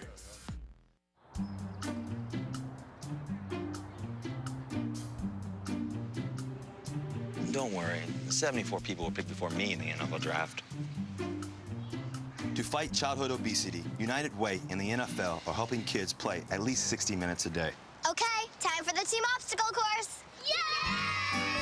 What this place needs is more healthy kids. To get involved or donate, go to unitedway.org/play60. Now I get it. Don't look at me. Your hair's a bit frizzy today. Aww, you should pick that up. Oh, you're such a dork, loser. Here, let me help you with that. Oops. Every day, kids witness bullying. Oh, look, your crush is looking at you. Poor you. They want to help, but don't know how. See, no one here's gonna help you, because no one Teach likes your you. kids how to be more than a bystander. Visit stopbullying.gov. No more pencils, no more books, no more teachers, dirty looks. School's out for summer. What this place needed was better graduation rates. So we worked with schools like Henry Ford High, and now they're up 18%. To help us do more good this year, go to unitedway.org because great things happen when we live united.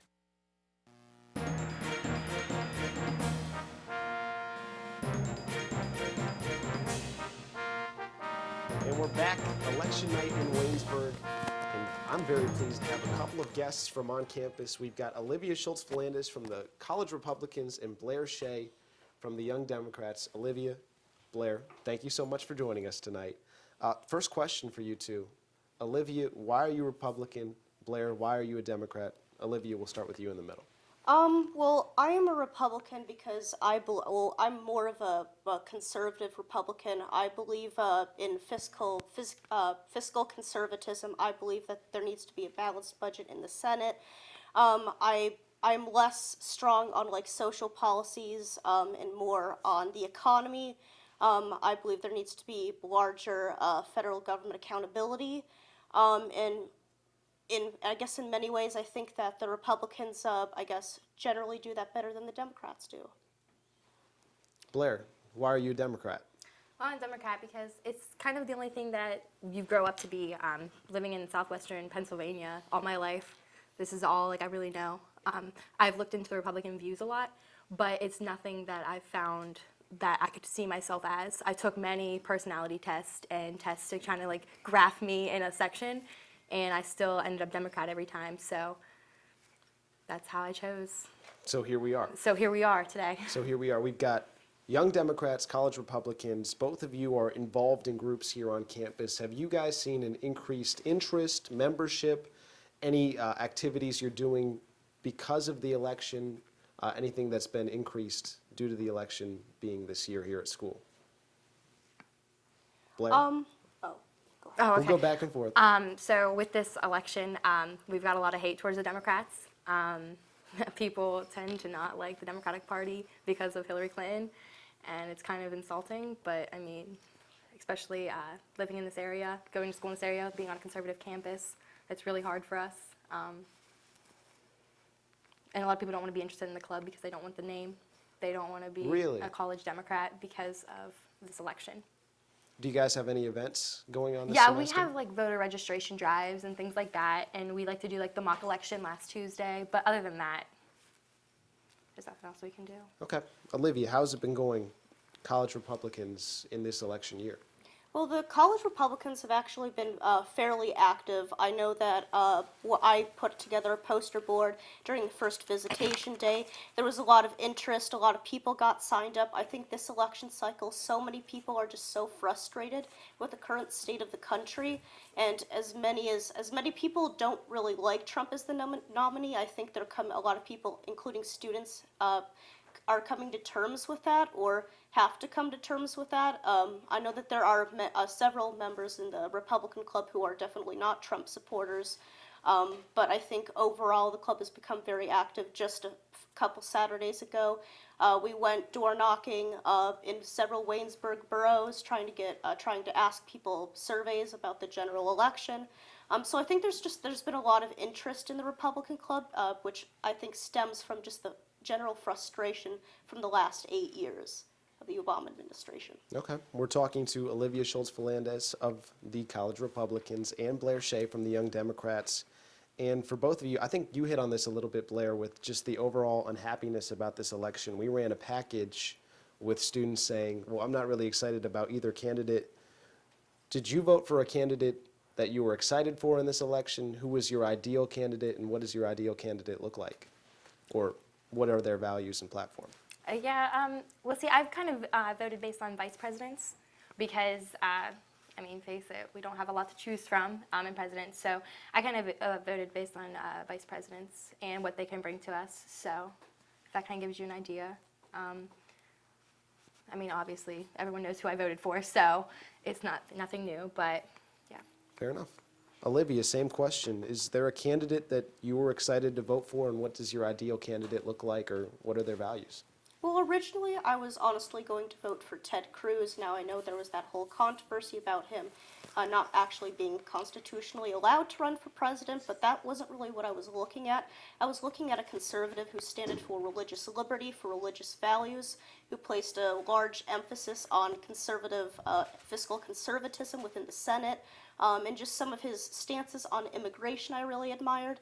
I came to terms that I needed to vote for Trump today because at this point in the election, I personally feel if I voted for anyone else, it would be as an executive member of the Republican club, also I feel like it would be a betrayal of my interests in the Republican Party to vote for someone else.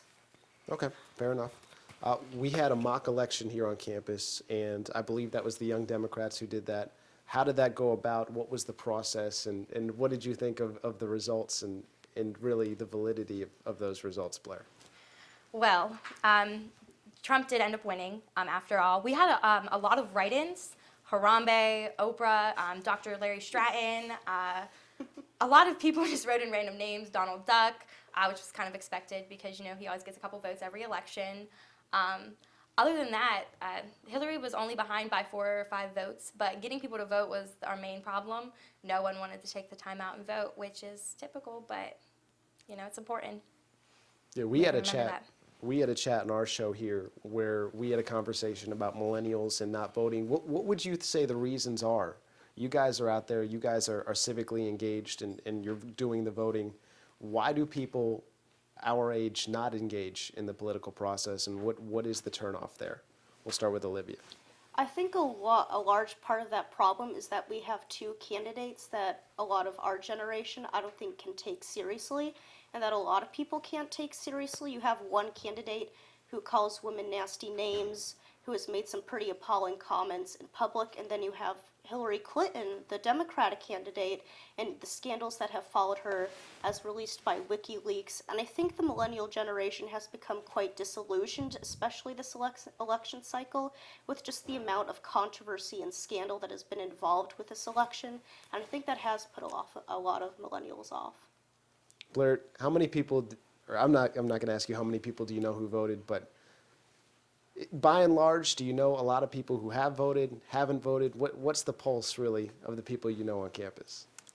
People on campus got about, that I know personally, probably like 5 or 6, just because people can't get home to vote or they forgot their absentee ballot or anything like that. I feel like it could definitely be different for maybe home elections. This election, a lot of people just opted out, probably because of uneducationness or carelessness or thinking that their vote doesn't count. So there's a lot of factors that factor into why they didn't vote as to, you know. In this election. All right, finally for you guys, what's the significance of the election? Are you proud that you're voting in this election as it being your first election, being of age to do so, for either of you? Well, I know that regardless of the outcome of this election, I am proud to have voted in this election because I think it's exercising my civic duty as a United States citizen. And I understand that not everyone's going to see it that way, but I've always been excited to vote in my first presidential election. And even though the presidential candidates aren't exactly suitable or desirable this election cycle, I'm excited to get the ball rolling. Blair, what's the significance of the election? Are you happy that you were able to vote in this one? I'm excited because, you know, for like the first time, an actual election, like that's big TV broadcast that everyone's excited for, you know, everyone's going to be excited. But as to our candidates, no, I'm not excited. I feel like we could have definitely turned this around, but it is what it is, and now we just got to let it in everyone's hands and see what we can do. Well, Blair Shea, Olivia Schultz-Philandis, thank you so much for joining us on Election Night in Waynesburg. We'll be back with more election coverage here on WCTV.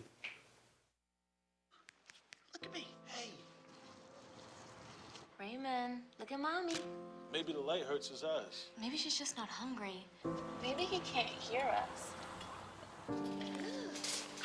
Maybe we're not stimulating him enough. Maybe it's a phase.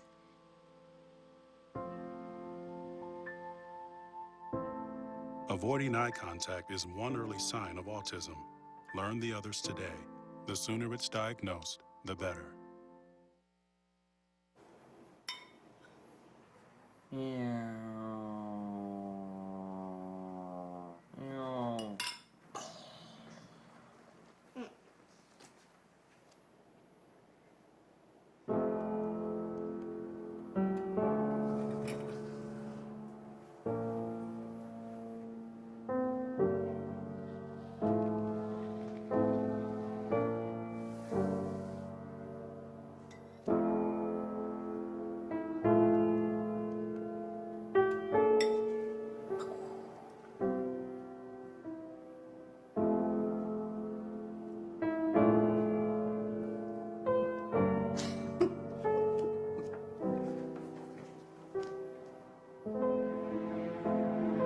In your new role, we help you help.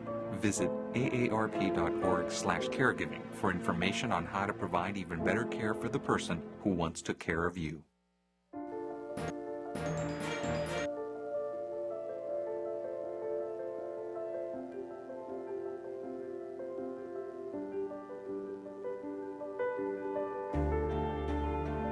Body language.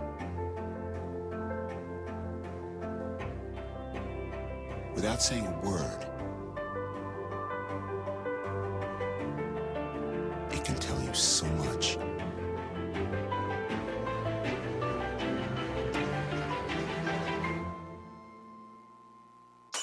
Like someone is having a stroke. Know the sudden signs. Learn fast. F, face drooping. A, arm weakness. S, speech difficulty. T, time. Time to call 911 immediately. The sooner they get to the hospital, the sooner they'll get treatment. And that can make a remarkable difference in their recovery. Learn the body language, the sudden signs, and spot a stroke fast.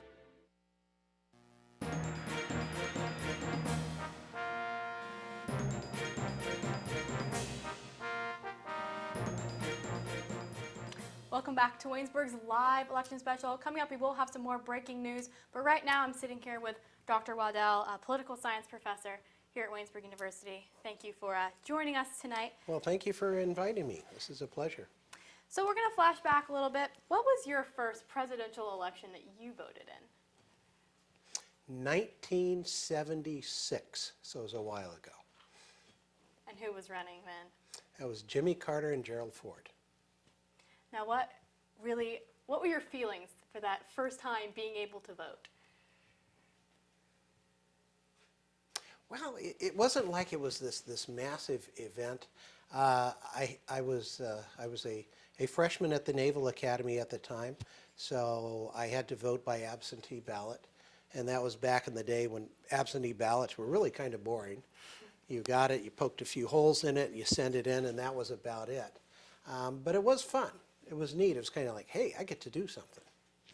And this is one of the things I encourage my students. If for no other reason, vote because it's a declaration of your adulthood.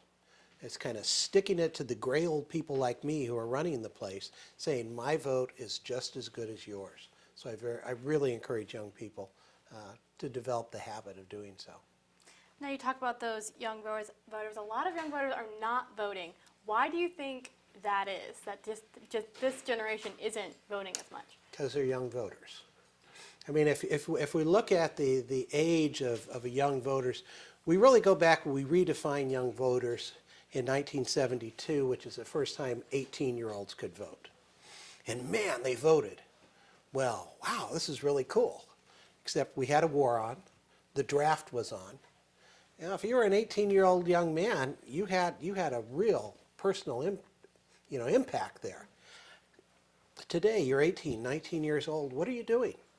You're either in school, probably more worried about next week's algebra test than anything else, or you're in the workplace and you're at the bottom of the rung and you're trying to get things on. So, yeah, there's this whole voting and everything kind of escapes a lot of young people. It doesn't bother me because as you grow older, then the voting goes up. You get in your late 20s, which is when you guys finally get married. You start having a family, kids, a house, you're worried about taxes, then you get involved. So that by the time you get people of a certain age, even older than I, just about everybody votes.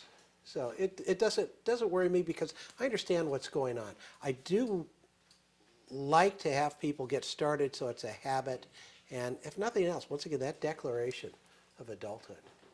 Now, what do you say to your students to really educate them in starting that voting process and diving into politics at an early age?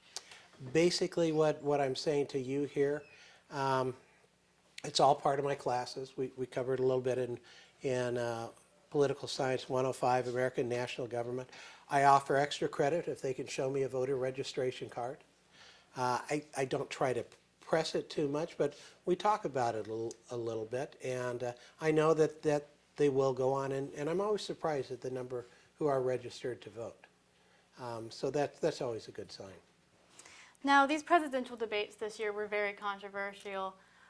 Did you talk about that with your students in class, discuss those presidential debates and how they've changed over the years? Not really, because not many people watch them. Presidential debates don't mean a whole lot to most people. They're so staged, they're so faked. I'd rather see a cage match myself.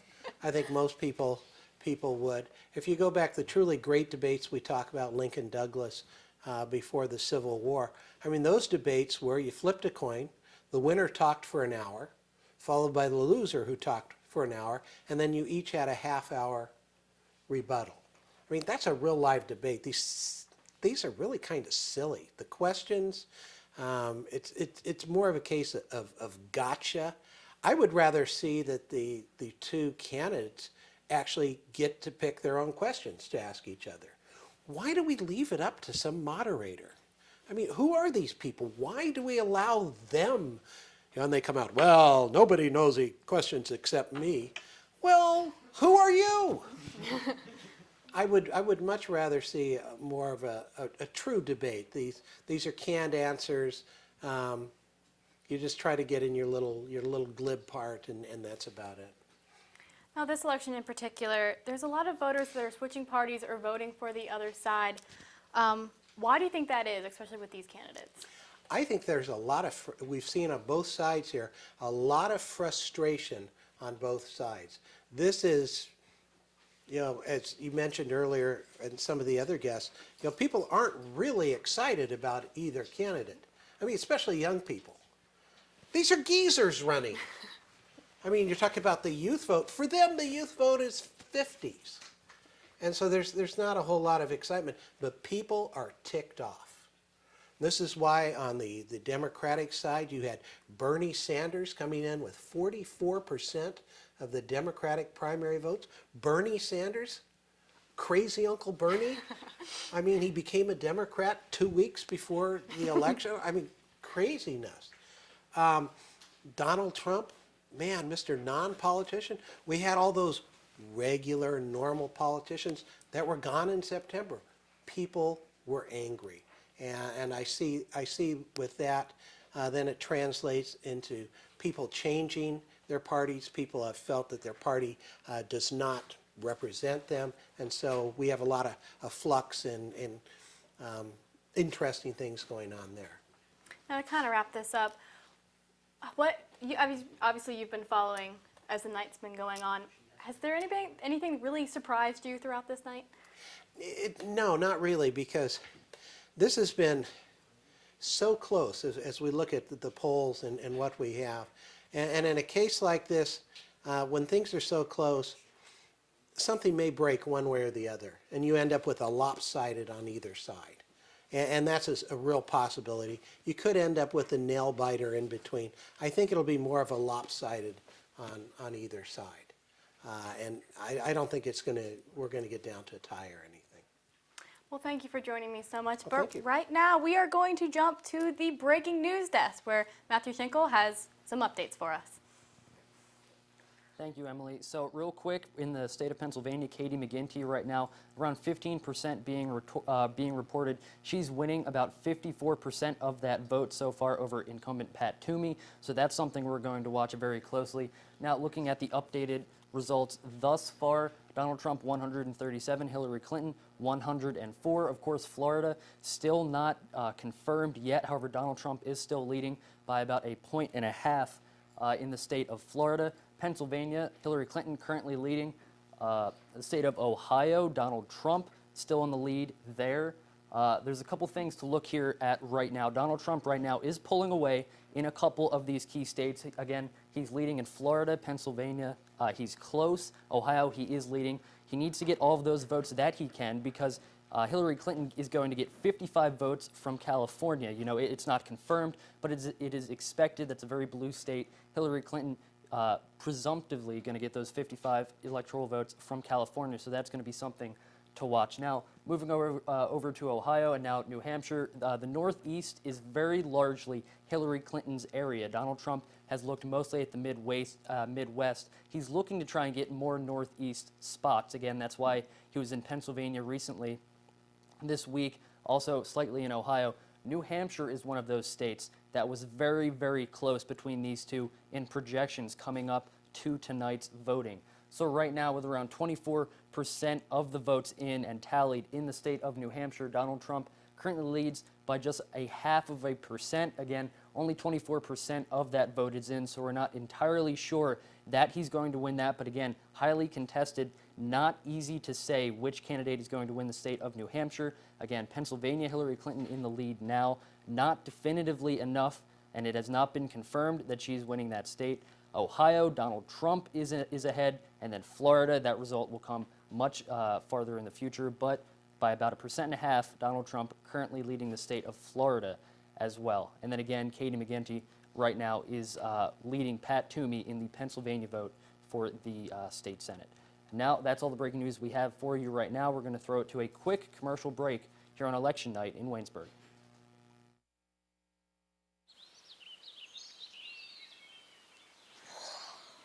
Oh, look, a redhead. Staring contest.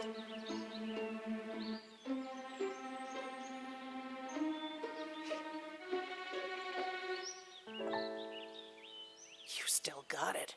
I know. Come alive with the forest. The dad was cute. You were looking right at us. Visit discovertheforest.org to find a forest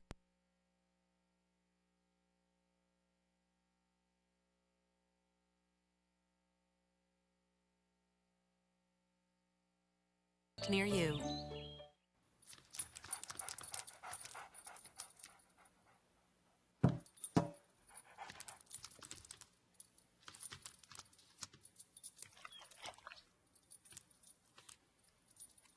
There's a shelter pet who wants to meet you. Meet one today. Visit theshelterpetproject.org. Adopt.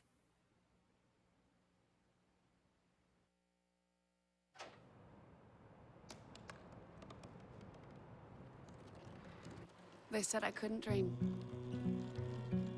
Called me a piece of trash and swore that's all I'd ever be.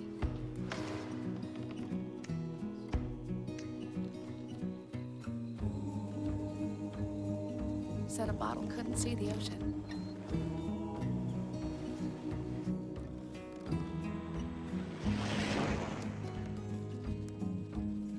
Give up. Go back to the dumpster.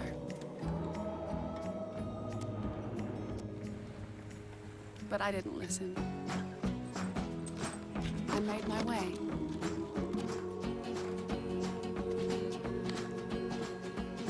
And now, I am what I've always wanted to be.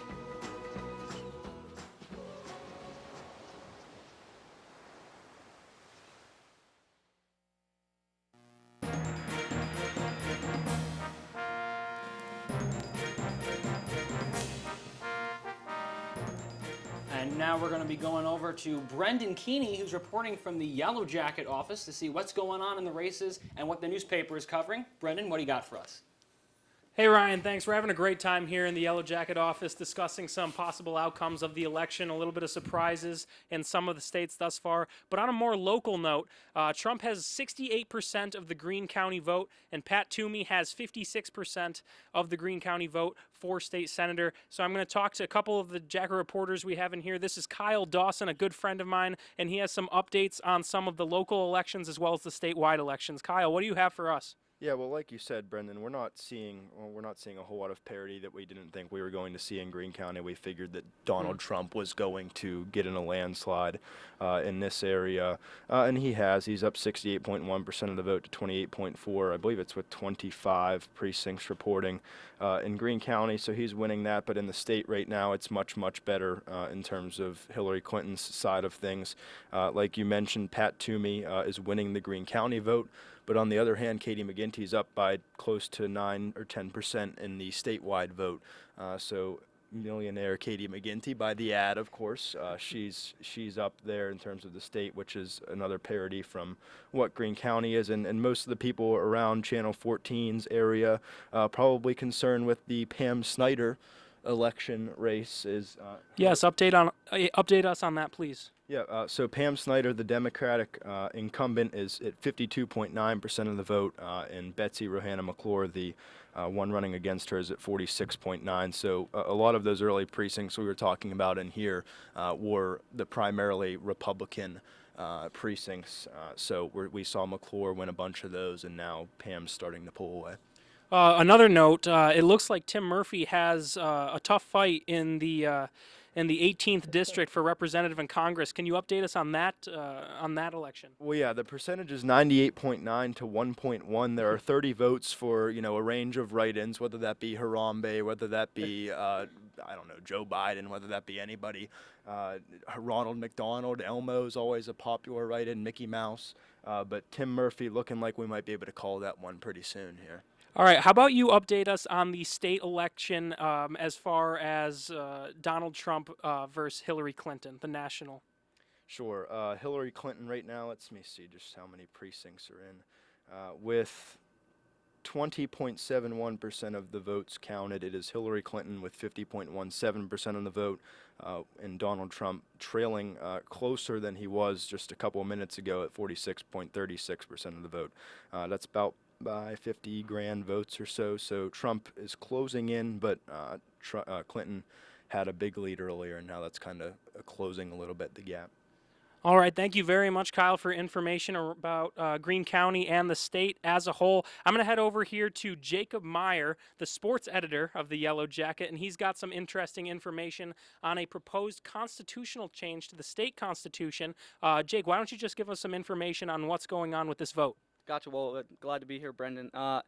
There's been some controversy surrounding this state constitutional amendment in Pennsylvania. It's going to raise the mandatory age for judges from the age of 70 to 75.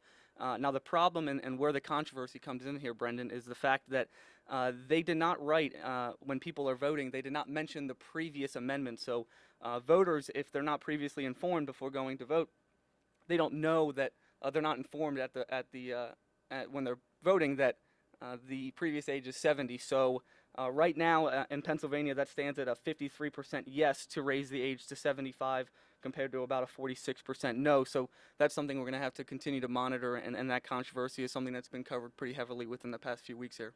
All right, do you have any surprises so far with anything you've been seeing on election night? Well, not really. Probably overall, Trump's success in states like New Hampshire, I know it's early, states like New Hampshire and Virginia are things that are surprising me. It sort of illuminates to the fact of what he's been sort of calling the, the silent majority.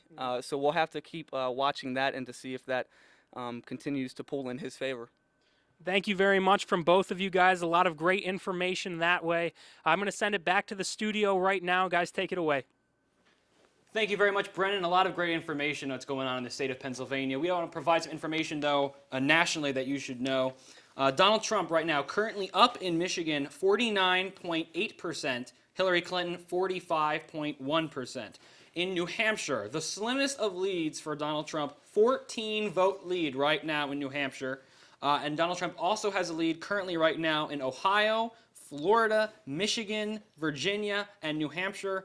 In Florida, 95% of the polls are closed, and that's reporting we are getting in. 1.5% lead for Donald Trump in the state of Florida. Andy? Ryan, coming into this election, you had a number of toss-up states, and a lot of them that have a large number of electoral votes. Florida, Ohio, Michigan, Virginia specifically, also New Hampshire, which could swing things at the very end, all currently being led by Donald Trump. And for him to compete and be in and win this election, those are states he has to have. And he is certainly in contention right now. As always, numbers aren't completely official yet. Not all districts and precincts have reported. But for him to be in this election, and when you looked yesterday and the weeks preceding this event, a lot of the prognosticators said that it would be Hillary Clinton, it would be a wide margin, it would be a chance, bless you, of 80% or above. And right now, we're looking at a much closer race than I had anticipated coming into this night. And so things might be heating up once we get into that 10, 11 o'clock hour, and we might not have our answer even by then. Definitely. I just want to also bring up to date, we have some other news. Hillary Clinton has won the state of Connecticut, and Donald Trump has won the state of Louisiana, so you can add that to your tally mark as well if you're keeping track at home. But the one guy who is definitely feeling good right now is Donald Trump. He voted earlier today in New York City, but I have to tell you, the whole way that Trump was going to wind up winning was he had to win Florida, he had to win almost all the swing states, and he had to pick up a Democrat state somewhere else. So the fact that he's doing well right now, what he's doing really well in Florida, which was key to him. Most people anticipate he would do well in Ohio, so that's not extremely shocking. But the fact that he's doing well in Michigan and Virginia, those are both states that I don't think most people had on their radar until literally right at the last minute. Also, we're hearing Hillary Clinton is up 18 points in Mexico, New Mexico, 40% of the vote in. But in order for Trump to win, he was going to have to win one of those leaning blue states. And if he can hold on, if he can win all these other states, Ohio, win Florida, and somehow get a win maybe in Michigan or in Virginia, that would be really important, especially since we don't know what's going to happen especially since we don't know what's going to be going on in Pennsylvania. But he had to win one of those lean blue states. Even if he maybe were to lose, maybe let's say he loses Florida or he loses North Carolina, if he can pick up Michigan and Virginia, that would almost equal each other out. I believe we'll also have a CNN package that we'd like to play for you right now. The first Democratic pickup in the Senate of the evening. You see there Tammy Duckworth, the Democratic challenger. CNN can project that she will beat the incumbent Republican Mark Kirk. This is a seat that Republicans, frankly, gave up on a while ago. They knew that Tammy Duckworth, especially in a presidential year in a blue state, was very likely to win, and CNN can project that that has happened. Now let's go to the state of Florida. Very close on the presidential level, but on the Senate level, CNN can project that Marco Rubio will go on to win another term in the U.S. Senate, defeating his Democratic challenger, Patrick Murphy. One of the subtexts of this night is how did Republican Senate candidates deal with Donald Trump? Mark Kirk in Illinois, he announced he was the first Republican in the Senate to say he was not going to endorse Donald Trump. I think he said he was going to write in General McChrystal. He got decimated in that very blue state. Marco Rubio tried to keep an arm's length, but he did say he was going to vote for Donald Trump, and he tried to challenge his Democratic opponent. Do you think Hillary Clinton is trustworthy? Do you support her? And apparently his argument won the day. And can I just point out one bit of irony? Marco Rubio's presidential race ended because Donald Trump trounced him. Killed him. In Florida during the presidential primary. And now here we have Marco Rubio being convinced to run for re-election. We project that he's winning, and Donald Trump is fighting for the broader electorate. All right, we also have some other news for you. So as you saw there, Illinois, the Senate race is now a pickup for the Democrats. Also, big breaking news. I don't think this comes as a surprise to many of you who know about politics and things that are going on, but the Republican Party will keep control of the House of Representatives. That wasn't a big surprise for most of the time, so that's going to be really big news there. Also, we're seeing Donald Trump doing really well again in those swing states. He's up 0.6% in New Hampshire right now, and he's up 10% in Ohio, which is absolutely crazy. Emily, what do you think about that? 10%, I don't think anyone thought it was going to be that much. No, I mean, throughout this whole night, we've been seeing margins that we did not expect to see. So as these are coming in, it doesn't even surprise me too much anymore. Trump is really taking control, and, we'll see that 10%, that could be one of the key points. Yeah, he's 61% in also in Ohio. Out of the toss-up states coming into this day, Ohio was one that Trump, and when you talked with Tyler McCoy earlier in the show, he said that was one of those swing states that he was relatively confident Trump was able to handle. What I think is even more impressive, as Emily mentioned, is those other states, and by and large, he's surprising across the board. And I do want to touch on the House gap. The Republicans held a 246-186 advantage. That's the largest since 1929. So it wasn't a question of if the Republicans were going to keep the House. It's how much of a margin are they going to keep it by, and how much is the other side, the left, going to slice into that. That's another thing to watch as we go on, as well as just the package, the Senate races. Definitely, and also an electoral update as well. Right now it's 136 electoral votes for Donald Trump and 104 electoral votes for Hillary Clinton. Also, as you know, a bunch of states had closed. We're looking at 10 o'clock. we're looking at Nevada, Utah, Montana, and Iowa are going to be the next states that are going to close. The big states out of those bunch is going to be the state of Iowa, where Donald Trump is projected that he was doing really well in the polls, so we have to see if he's going to wind up winning there. Nevada originally was a state that people thought Donald Trump could win, but some early voting numbers came out and showed that Hispanics were really turning out in Nevada. So we have to see if they all, if that bump, which we expect most of those people are going to vote for Hillary Clinton, if that is, if she winds up winning Nevada, and maybe that could be a key state depending on how these other states fall, or maybe this invisible silent majority Trump voter, are they coming out in droves tonight to give Trump a victory in Nevada? We're gonna have to find out on that front as well. Yeah, and I'll say this about Nevada: earlier in the day, we saw Trump. A little bit of noise, perhaps, of pursuing a lawsuit against Nevada for some things that happened in the past week, keeping the polls open. So there was a little bit of a hint of, is he not going to concede should he lose? And now we're 2 hours into the night, and he has a chance to win this outright. So we're going to see how that all plays out. And Nevada, there was a great effort by that left side to get the early votes, get the Latino vote out there, and it certainly looked like it's delivered so far. But we're still very early for a West Coast sort of time zone. Yeah, and also, it's a really big Senate race that's also there in Nevada. We're going to have to keep track of that and Absolutely. watch what's going on there. Also, another update, Trump is now up 1% in New Hampshire, and Clinton is up 17% in Pennsylvania. 26% of the vote is in. So if Trump continues to hold that lead in Michigan, that could be really important for him because, like we said earlier, he had to flip one of those states that was leaning Democrat. So if it's not Pennsylvania, where he and Mike Pence spent a lot of time in Pennsylvania, maybe this last play in Michigan could wind up benefiting them. And Hillary Clinton obviously saw the need to come to Pennsylvania. She came to Pittsburgh, and she went to Philadelphia yesterday. So both of these, maybe she saw the writing was on the wall, or maybe she, had a feeling it was leaning in a good direction, and she wanted to make sure it was pushed over the top. I mean, obviously, we're still waiting for some other results to come in on Pennsylvania. I think you can learn a lot about what's going on inside the heads of these campaigners and the managers for each of these candidates by where they were yesterday. Clinton hitting North Carolina, Pennsylvania, and Michigan. She feels sort of safe right now in Pennsylvania with the latest numbers we've had, but the other states not so much. And Donald Trump all over the place: Florida, North Carolina, Pennsylvania, New Hampshire, Michigan.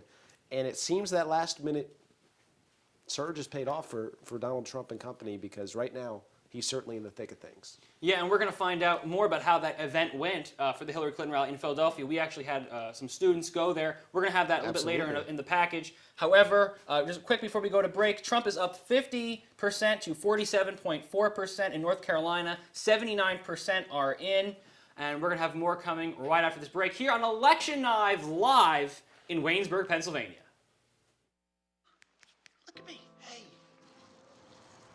Raymond, look at Mommy. Maybe the light hurts his eyes. Maybe she's just not hungry. Maybe he can't hear us. Maybe we're not stimulating him enough. Maybe to phase.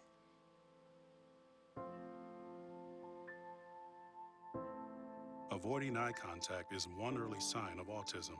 Learn the others today. The sooner it's diagnosed, the better.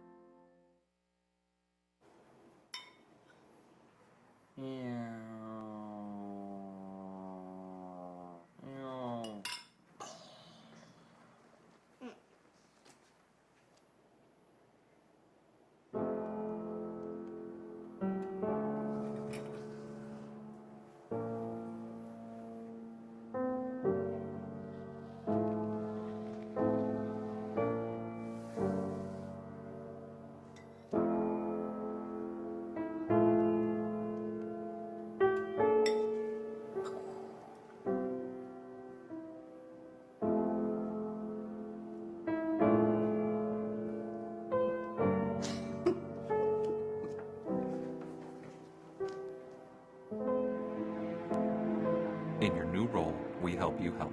Visit aarp.org/caregiving for information on how to provide even better care for the person who once took care of you.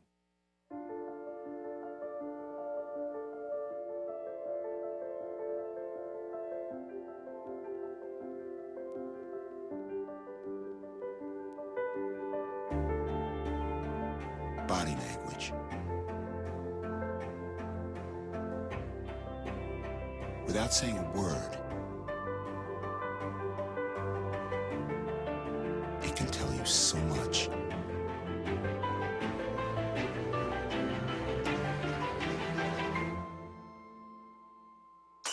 Like someone is having a stroke. Know the sudden signs. Learn fast. F, face drooping. A, arm weakness. S, speech difficulty. T, time. Time to call 911 immediately. The sooner they get to the hospital, the sooner they'll get treatment. And that can make a remarkable difference in their recovery. Learn the body language, the sudden signs, and spot a stroke fast. Back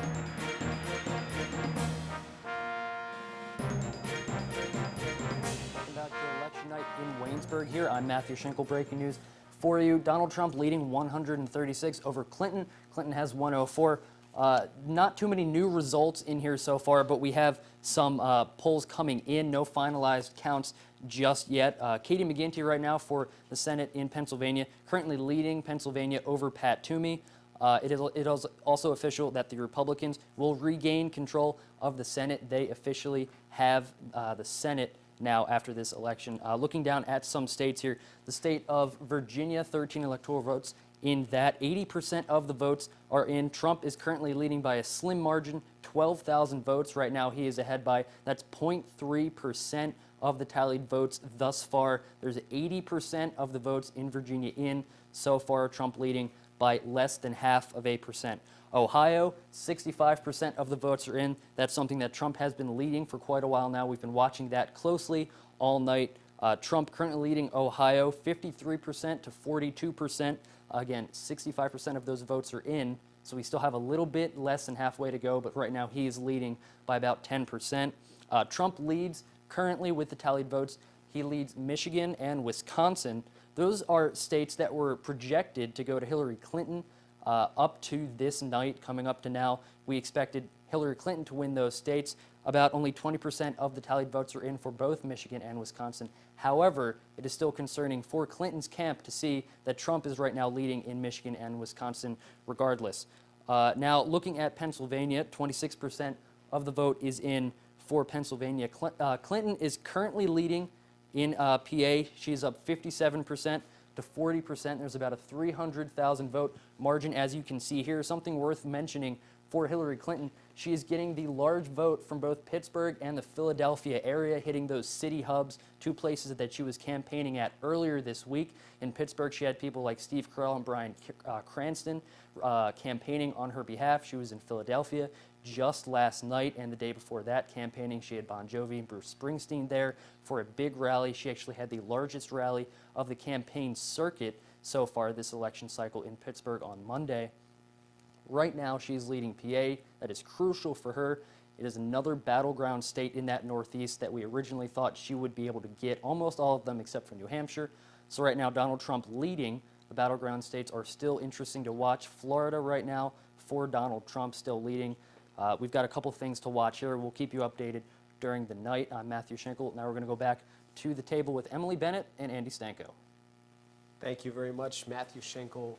Some news for you. Pam Snyder, State Rep Pam Snyder here in Greene County, up 5 points against her challenger, Katie McGinty. And Emily, we're getting down to it. Almost 10 o'clock Eastern. Polls will have just closed in Iowa, Montana, most of Idaho, Utah, Nevada. And so that'll be 457 of 538 electoral votes. And coming into this election, we thought we would see quite a bit of switching sides, crossing party lines, especially when it comes to these major presidential candidates. I'm not sure if we've seen that so far, but how about we delve into that topic of crossing party lines and what is it that you think or you wanted to bring up for this show? Yeah, I was just seeing, researching, a lot of people are switching parties, and that's voting for the other side, but also actually switching their registration. If they're Republican, switching to Democrat. So personal opinion, why do you think that is, that they're really feeling the need to switch like that? Well, I have to go to a quote that's attributed to a couple of different people, Winston Churchill, Victor Hugo. Ryan touched on it a little bit earlier in the show. Any man who is under 30 and not a liberal has no heart and any man who is over 30 and is not a conservative has no brains. And Ryan really touched on this earlier in the show, where as you get older, you tend to have more responsibilities and more things going on and tend to be more conservative. And I would say conservatism as well could be relative to things staying the same. And so when you get older, you want things to remain the way it was when you were younger. And as far as switching sides or supporting other candidates, I think a lot of it, especially in this cycle, has to do with those candidates that you have at that presidential level, because they're just so volatile, and they invoke a response emotionally from a lot of different people for a lot of different reasons. But as far as generally changing parties rather than crossing party lines, that gets into perhaps a deeper issue other than just aging. I'm not sure. Yeah, we'll see what it is. And like we said, it's a lot closer. Well, you know, Trump has really taken it, but Clinton, talking about Clinton and PA, because PA is obviously where we are, what's really striking home. But as Schinkel had said, really it's only Philadelphia and Pittsburgh, which we expect to go to Clinton.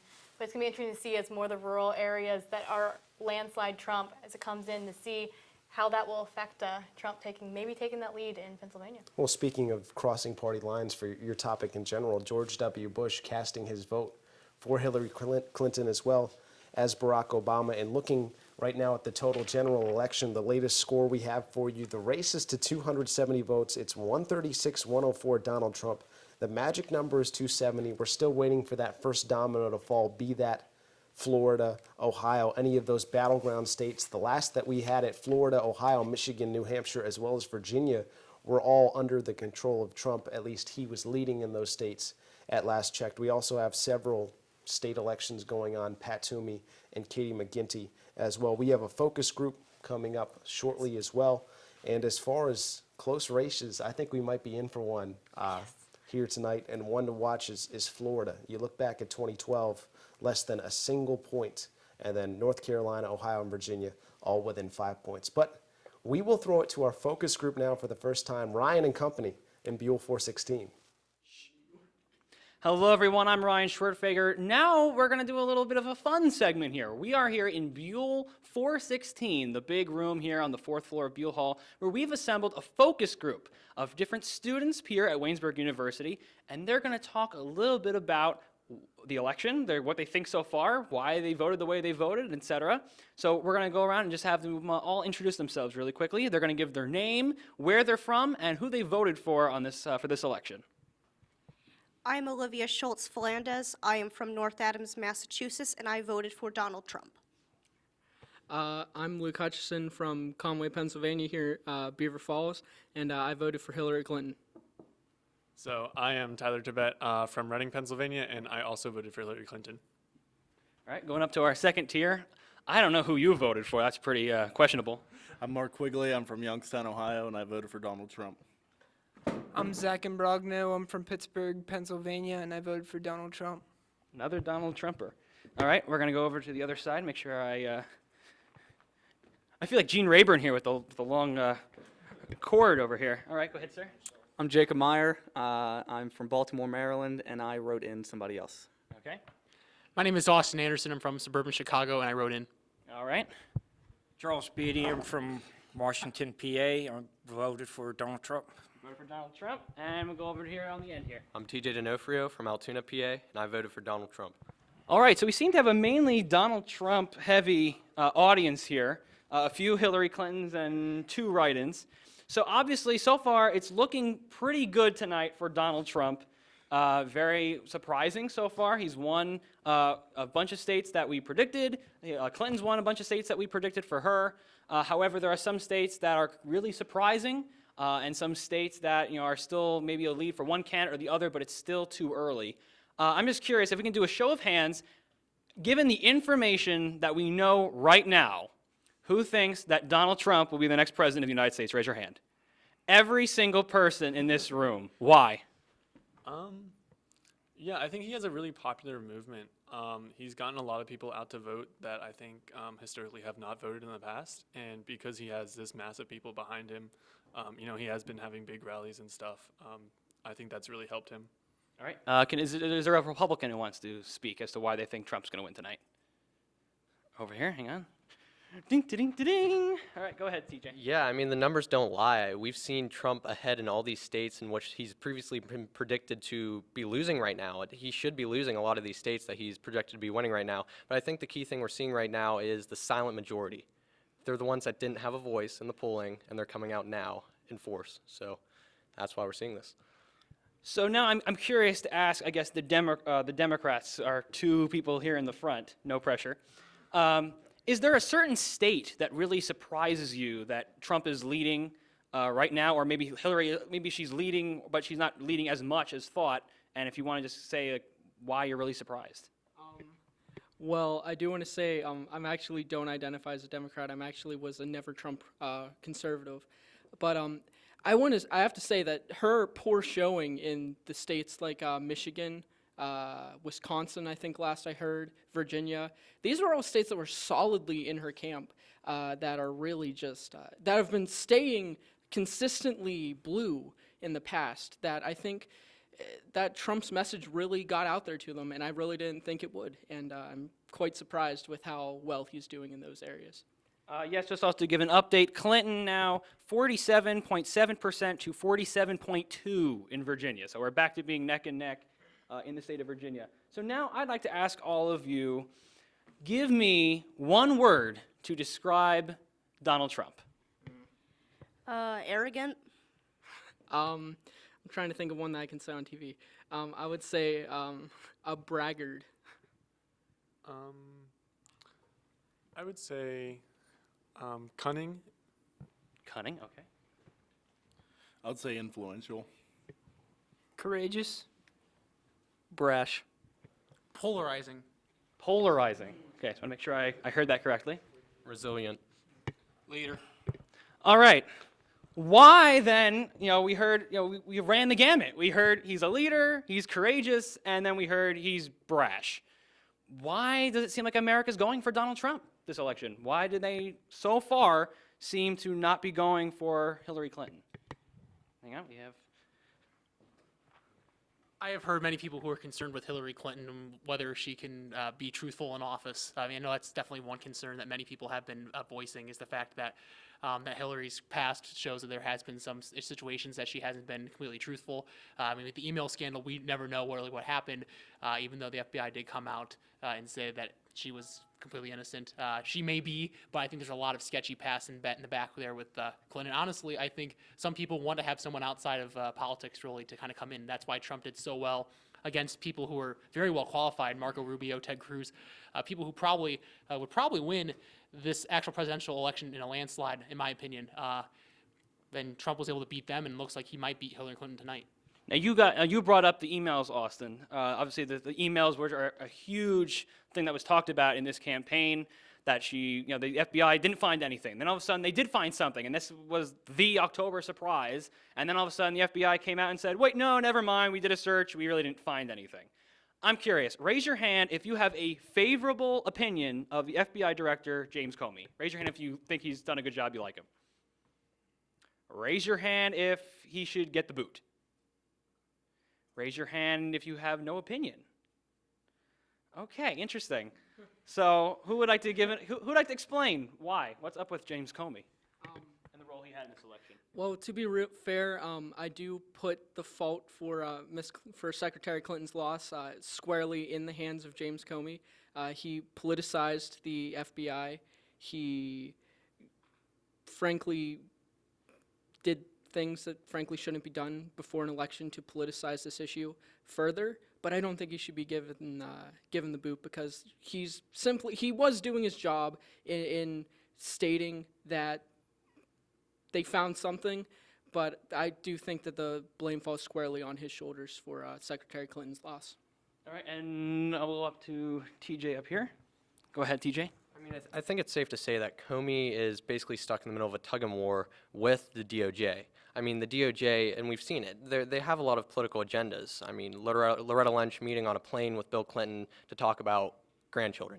I mean, there's a lot of political, like, I'm trying to find the words here, but there's a lot of political motivation in the DOJ that's probably leaning for pro-Hillary, and I think Comey right now is stuck in the middle of that when they have to cooperate with the DOJ and the FBI. So I'm looking at it as a tug-of-war, and well, he kind of has to take both sides. So I can't really say, yeah, that he should be booted, because I think right now he's doing the best he can do given the situation he's in.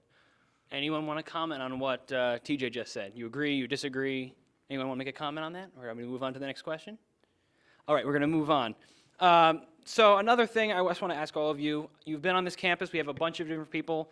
Raise your hand, I think we have a few. Raise your hand if you're a freshman, sophomore, junior, senior. All right. I'm sure you have some friends, some people on this campus. I think everyone on this campus is eligible to vote, or they should be eligible to vote. What did you hear from your friends? Did they tell you who they were voting for? And did that maybe give you kind of a writing on the wall as to how this election might go? Who wants to chime in? We'll start with Mr. Quigley. Just about every single friend of mine was very pro-Trump. It was a little wishy-washy at first, but probably since late spring of last year, all my friends were pro-Trump. Do you think he's going to win Pennsylvania? I don't think he's going to win Pennsylvania, but I think he looks hopeful in the whole picture. And you're from Ohio, and last we checked, he had a lead in Ohio. Do you think that holds? Hopefully. I think they got Columbus, they got Cleveland out of the way, which is a big pro-Hillary area. So I think it's probably going to hold Trump. Anyone else want to comment on you talking to your friends here on campus? Olivia, down at the bottom. Go ahead, Olivia. A lot of my friends hold very disfavorable opinions of Trump, mostly because of his personality, how he has conducted himself in the election thus far. And I think I also have friends who just are disinterested in both candidates simply because of the scandals that have come up with both of them. All right, we're going to wrap it up. We're going to come back. I want to then, in this next segment, ask you guys some questions about Hillary Clinton. We spent a lot of time talking about Donald Trump, and then a little bit of maybe what this whole email scandal had to do, but we're going to talk about Hillary Clinton and all other things as well when we get back with the focus group right here on the Waynesburg Effect Special Edition live election night coverage. I'm Ryan Schwertfeger. We'll be right back.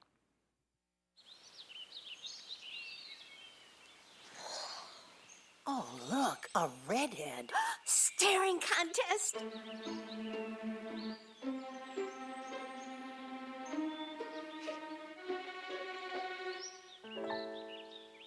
You still got it. I know. Come alive with the forest. The dad was cute. You were looking right at us. Visit discovertheforest.org to find a forest near you.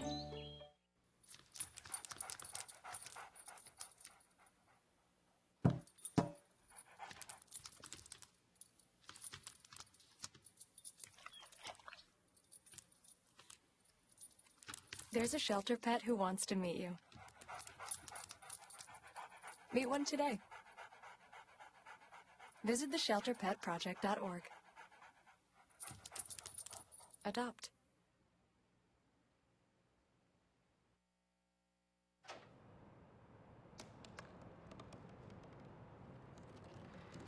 They said I couldn't dream. Called me a piece of trash and swore that's all I'd ever be.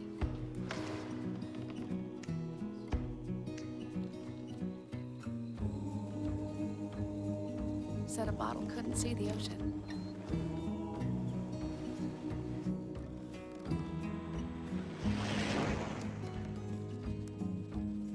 Give up. Go back to the dumpster.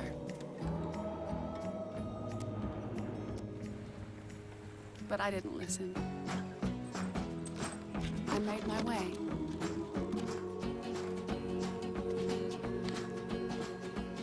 And now, I am what I've always wanted to be.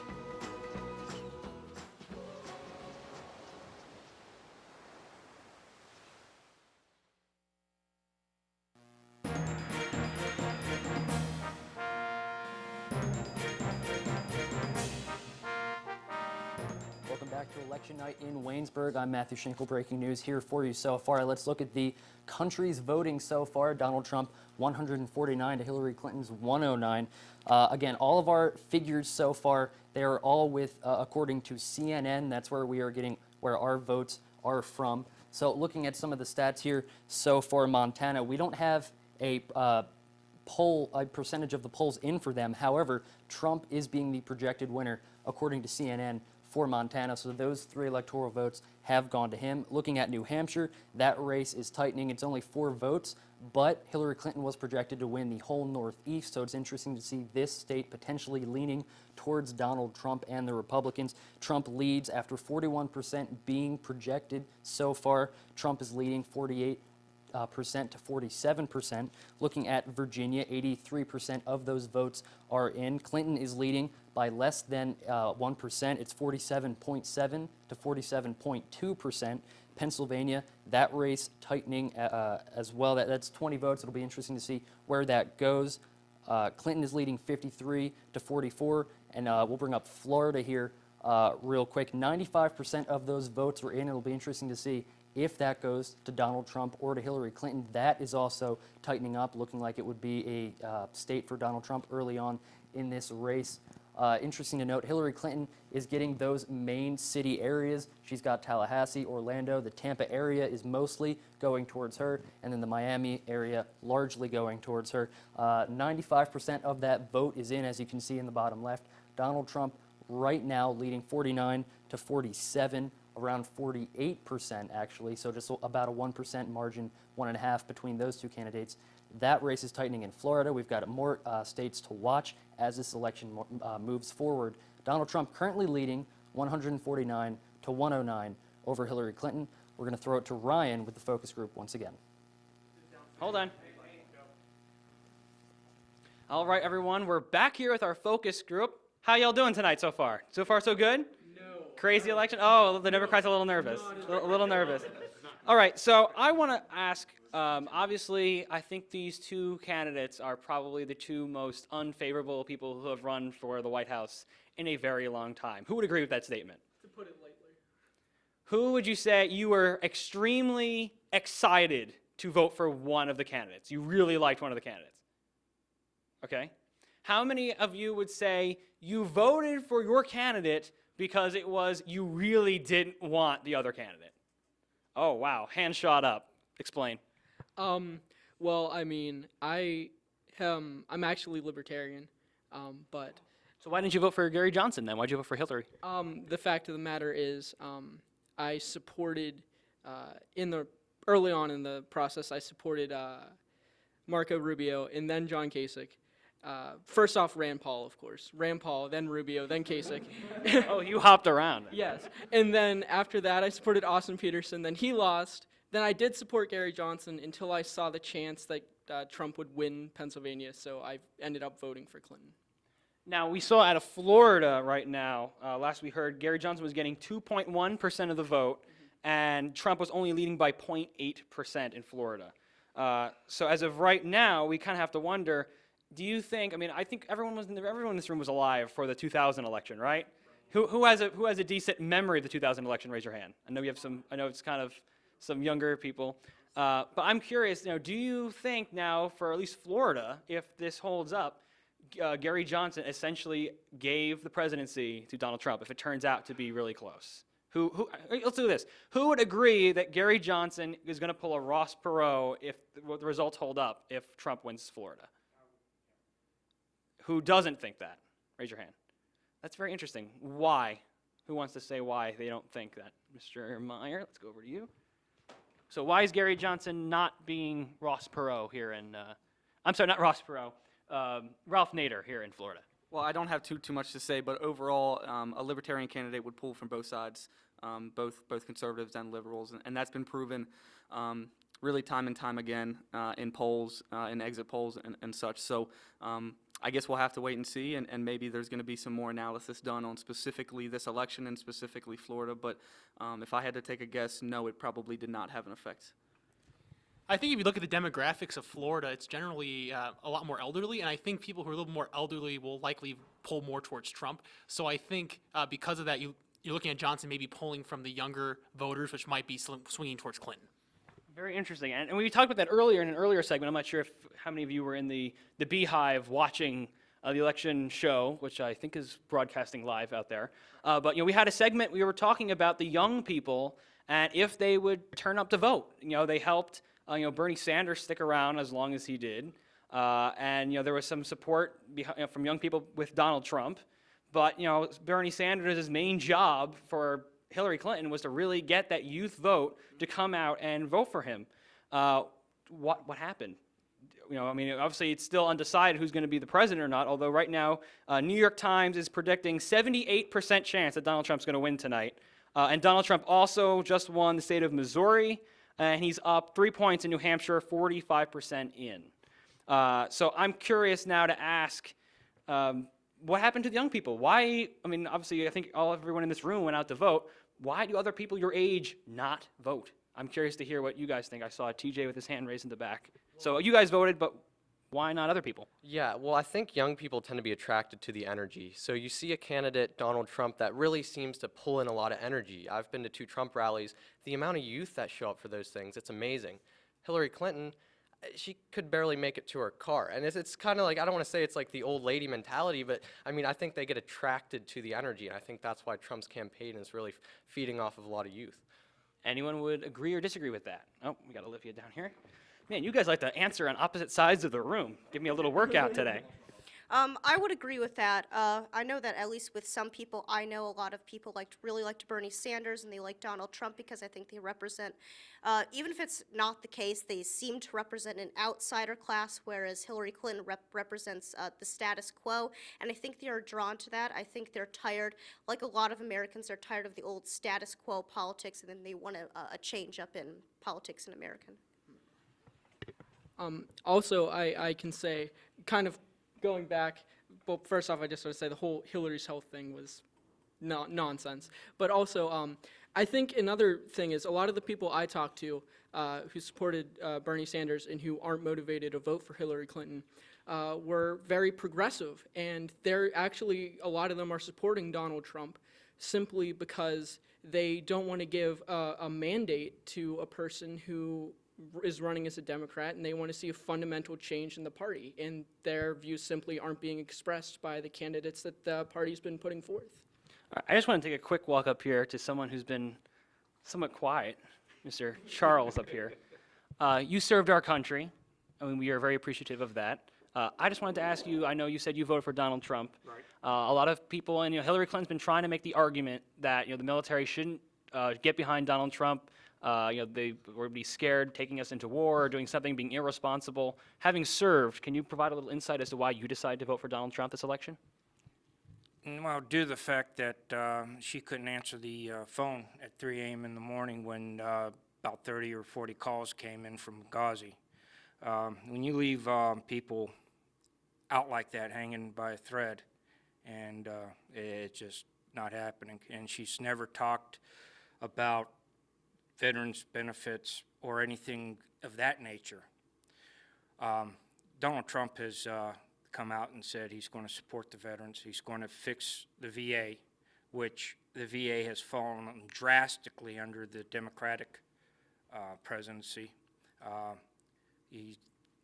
There's just a lot of nonsense going on in there. Veterans have died waiting to get in, and it's just, she doesn't care. She didn't care when her husband was in. I was serving when he was president, and he ruined the military. And in the past 8 years, I got a brother that's in the Marine Corps right now, and it's bad. So this country can't, if it wants to stay as a power and project its power like it has been, we can't afford another person, 4 years of the same old stuff. Now, I'm just curious before I ask my next question, and I know we have to watch the time as well. Was Donald Trump your first choice, or was there someone else that you supported before Donald Trump, out of curiosity? Pretty much Donald Trump was my first choice, and due to the fact that I liked how he just came out and said what he had to say. There was no wishy-washy. He said what he said, and he means what he says, and that's what I like. I don't like people who kind of, I gotta watch what I say. All right, well, we're going to be going back to the studio in just a second, but just so everyone at home can see, raise your hand if you think that Donald Trump is going to be the victor tonight. Raise your hand. And now just for a show of hands, who voted for Donald Trump? So you can see about half the room voted for Donald Trump, but yet every single person in the room thinks that Donald Trump is going to be the next president of the United States. We'll have to see what the results are coming in as we go throughout the rest of the evening. But now, speaking of Hillary Clinton and trying to get out the vote and the youth, we had Matt Schinkel. He went to Philadelphia yesterday where Hillary Clinton held a rally in front of Independence Hall, and here's some footage from that. With just one day until the 2016 presidential election, Hillary Clinton traveled to Independence Mall on Monday to campaign one last time in the heart of Philadelphia until Election Day this Tuesday. With this whole election cycle coming down to tomorrow's result, Clinton was sure to bring out all the stars on Monday. Among the at least 30,000 people in attendance at the Hillary Clinton rally on Monday was a slew of special guests in Philadelphia to help campaign one final time for the presidential candidate. Performing as special guests at the rally were two artists from just across the Delaware River, Bon Jovi and Bruce Springsteen. There is no one, man nor woman, more qualified to be the next president of these United States than Hillary Clinton. Of course, musicians were not the only special guests in attendance at the rally. Current First Lady Michelle Obama was also there to speak on Hillary Clinton. If we stay home or if we play around with a protest vote, then Hillary's opponent will win. Period. End of story. Others in politics included the former President Bill Clinton and current President Barack Obama. We now have the chance to elect a 45th president who will build on our progress, who will finish the job, who already has the respect of leaders around the world and the people they serve, who is smart and who is steady and who is tested. Someone who comes to this office as well prepared as anyone who has ever run. More than me, more than Bill, the next president of the United States, Hillary Clinton. If you believe college should be more affordable, you have to vote. If you believe we must reform our criminal justice system so everyone has respect for the law and everyone is respected by the law, you have to vote. If you believe we need to protect our kids and pass common sense gun safety reforms, you have to vote. If you believe we must raise the minimum wage and finally guarantee equal pay for women, then you need to vote. With the final hours now approaching for Hillary Clinton and her campaign, America's next president will soon be decided. For WCTV, I'm Matthew Schinkel. Back on election night in Waynesburg, thank you, Matthew Schinkel and Sean Mead, for putting together that package, traveling to Philadelphia to bring you that. And an update, Donald Trump takes Ohio, 167-109, the latest electoral numbers we have for you. But I am very pleased to have with me in the studio tonight Dr. Larry Stratton here at Waynesburg. And Dr. Stratton, you are an expert in the fields of economics, constitutional law. You look at this election, and as far as the stakes of this election, what's really on the line, both economically and in terms of constitutional law and issues pertaining to that? Well, thank you, Andy. It's pretty clear that the next president will end up appointing 2 or 3 or even 4 justices based on the simple demographics of how many of them are up there in their 70s and going into their 80s. And so it's likely that the new president will get to appoint some new justices. Of course, Judge Merrick Garland was appointed by President Obama, but hasn't gotten through the Senate yet. We'll see what happens, depending on what happens tonight. So there's the constitutional issue, not only for the Supreme Court, but for all the lower courts in the country. And then, of course, we have the continuation of President Obama's economic policies, but really, I'm not even sure that Hillary Clinton would be a continuation of Obama, because she has proposed massive tax increases and actually increased regulation beyond what he has done in the past 8 years. All right, Dr. Stratton here with us. Did you think Donald Trump would make it this far? And are you surprised by what's going on so far this evening? Well, it's very intriguing because Nothing has been called in Florida yet. It's still very close with Trump ahead. He didn't really lose by very much in Virginia. Ohio was just called for Trump. The New York Times is predicting, what, a 70% chance of a Trump victory. I just got a text from a friend in New York City who reported that to me. He was shocked. So, shocking, of course. You led students to meet Justice Scalia a couple of years ago. That's right. He passed away this past February, and in terms of replacing him, what are the ramifications each side in terms of replacing him, whoever wins this election, and then beyond that, you mentioned a couple of other justices. What are the big constitutional issues on the docket in the near future that might be determined by a Supreme Court in the next couple of years? Well, there are many issues dealing with civil rights law, dealing with religious freedom, and dealing with the free exercise of religion. There are economic issues relating to economic regulation before the court, which are at stake as well. Issues of federalism, the authority of the federal government, how to interpret statutes, the deference toward the executive. There are many, many issues which the new wave of justices will have to decide.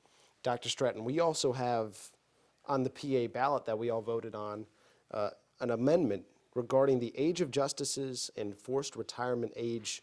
Can you explain the significance of that amendment and why it was brought up on this ballot, and perhaps your thoughts on it? Okay, at this point, we'll see how the amendment passes. Judges in Pennsylvania have to retire when they're 70 years old, and then they become senior judges. This would actually extend the retirement age to 75. Even though it's worded in a way to make you think that it's that way already. So there was actually some dispute over time over the way it was worded. And this is a sense that whereas in the federal judiciary, judges serve for life, in Pennsylvania, judges are elected for a term of years. And there's a sense, and it goes back to William Penn, that judges should not have lifelong appointments in Pennsylvania. Well, that goes against the Federalist Papers of being there for life, a long and laborious study, so on and so forth. That's right. You still remember POL 105 and other courses. But it is significant that in Pennsylvania, the Pennsylvania judiciary and the Court of Common Pleas actually precedes the U.S. Constitution. It's the oldest operating court in the U.S. in the free world. Really? Going back, to the time of William Penn when he first set up the Pennsylvania judiciary. Well, going off of being in POL 105, I'm in your economics course, and what can cause shifts to supply and demand is expectations. How will the results of this election really cause shifts in the economy? We'll know tomorrow. Apparently, the markets are falling right now because of the futures markets, because of the surprise, apparently, of a strong Trump showing. It may well be like the Brexit vote in England, which no one expected the people of England to cast off the yoke of the European Union, and there may be a similar dynamic going on here. So. It will be fascinating. I have a friend who follows the markets very closely, and he's been texting me through the night. Dr. Stratton, I know you're very, very well read on the topic of all things political and law. Really, when you came into this election, what were you looking at as maybe a turning point or something you could say, aha, this is what's going to steer everything else, and how has that panned out tonight? What particular race, state, et cetera, were you looking at, and how is it playing out? I've been looking at two states, Florida and, of course, Pennsylvania. And the fact that Florida has not been called yet with Trump in the lead is very significant, because it's impossible for him to win without Florida. But if he ends up winning in Florida, and he's done so well in Ohio, he was pretty close, surprisingly, in Virginia, I'm looking forward to see what the results will be in Pennsylvania.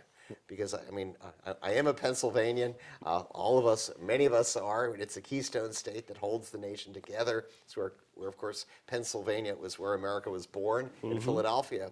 So it may be the state that determines the victory this evening. Well, we will wait and see. Dr. Stratton, thank you so much for joining us. It's awesome to be here, Andy. Thank you very much. We will send it to Brendan Keeney in the Yellow Jacket office. You're watching the election special on WCTV.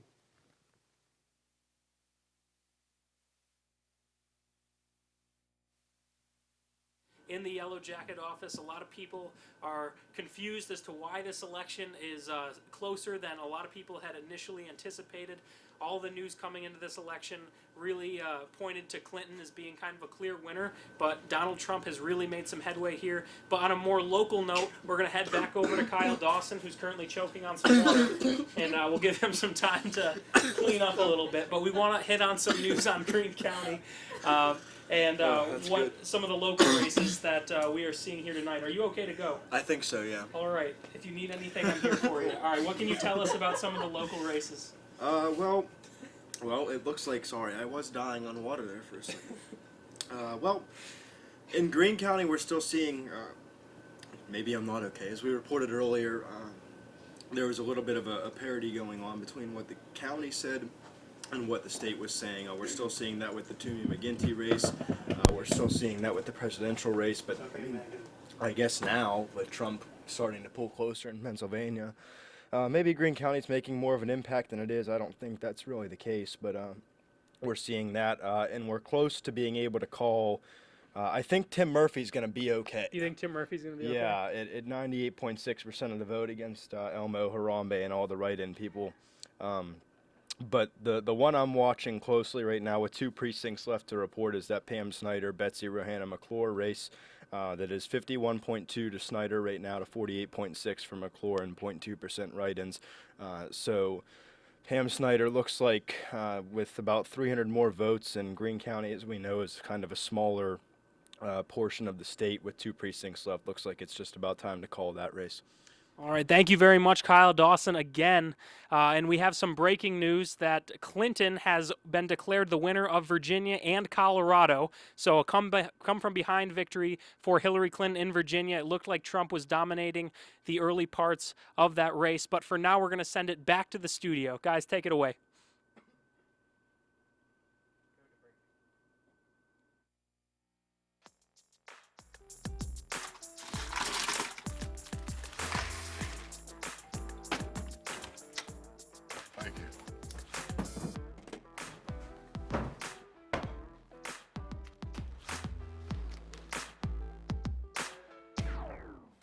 You got a king?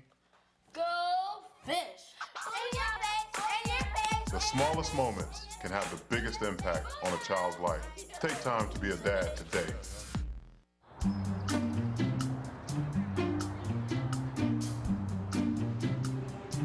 Don't worry, 74 people were picked before me in the NFL draft.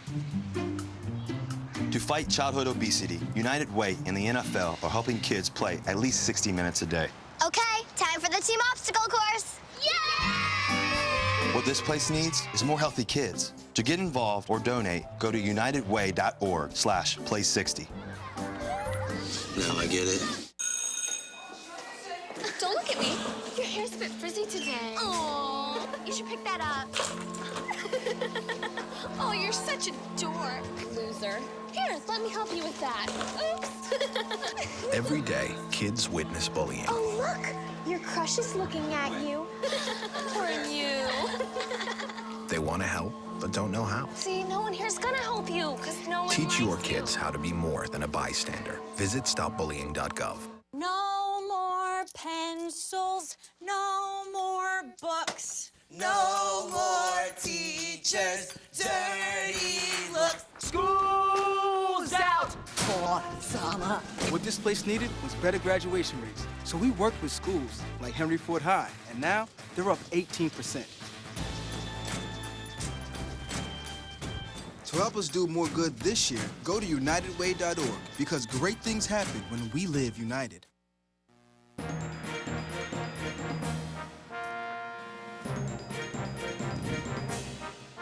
Welcome back to Election Night in Waynesburg. Current time is 10:38 p.m. We got about a little bit under an hour to go left in our show, but things are really heating up here in this presidential election. Absolutely crazy. President Obama recently just came out. He had a 1-minute announcement to the nation. I believe we have that ready to go right now.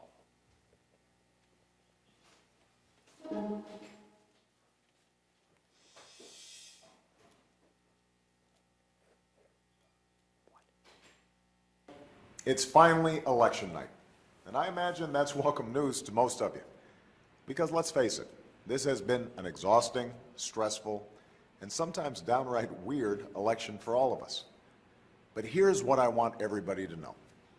While we've certainly seen some new things this time around, what isn't new is that our democracy has always been rowdy and raucous. We've been through tough and divisive elections before, and we've always come out stronger for it. And remember, no matter what happens, the sun will rise in the morning, and America will still be the greatest nation on earth. Hello, and we're back here on election night on Waynesburg. Just to give you an update on what's going on right now, Michigan, Trump is up by 4 points in Michigan. McGinty is up 6 points on Pat Toomey. Just really quickly, Mr. Stanko, I know you just talked to Dr. Stratton. Just quickly, what's your opinion? About what specifically? On so for what you've seen this evening. Well, it's certainly surprising. I'm disappointed we don't have Kevin right now on the phone. Hopefully we can get him later. We have him hanging by in just a second. Because he is someone who projected Donald Trump coming out on top. He had Trump carrying Florida, North Carolina, PA, Ohio, Michigan, Iowa, Nevada, all going to Trump. It's not been that exact mixture, but certainly things are looking good, and Kevin looks pretty smart right now. Yeah, well, we're going to go to Kevin McCullough right now here on WCTV. Kevin McCullough, the 15th most listened to talk radio personality here in the United States. Howdy, Kevin. How are you? Hi, guys. I can barely hear you guys. If there's any way we can turn up the volume just a little bit for me. Sure. We can have the people in the back room kind of work on that at the moment. So Cool. I know you started off as a Cruz supporter in this election, and then once you saw that Ted Cruz wasn't going to make it, you went full in on Donald Trump. I interned for you over the summer, just so our viewers know, and I know you have a big Donald Trump poster on your wall, and you, even though you had some reservations about it, you said it was important, we had to stop Hillary Clinton from being president. Why did you, unlike some other people who are never Trump, why did you decide, you know what, I am going to go for Donald Trump and vote for him, even though my guy didn't win? Oh, it was a super easy decision, and that was Hillary Clinton is the most dangerous threat to constitutional democracy and our republic that we've ever seen. So I had to do anything I could to try to stop her. And if you look at my commentary over the last number of months, it hasn't been very pro-Trump. It's been very anti-Hillary.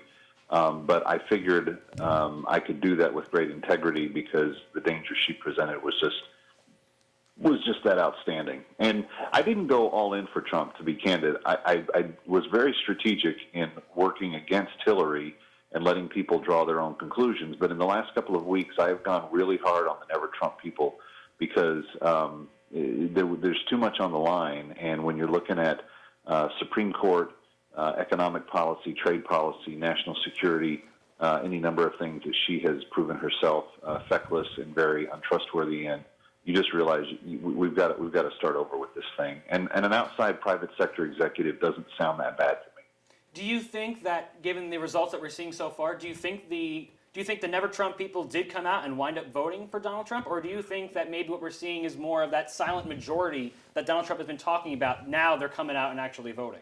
Well, the exit polling is telling us that 94% of Republicans voted for Donald Trump. So it looks like.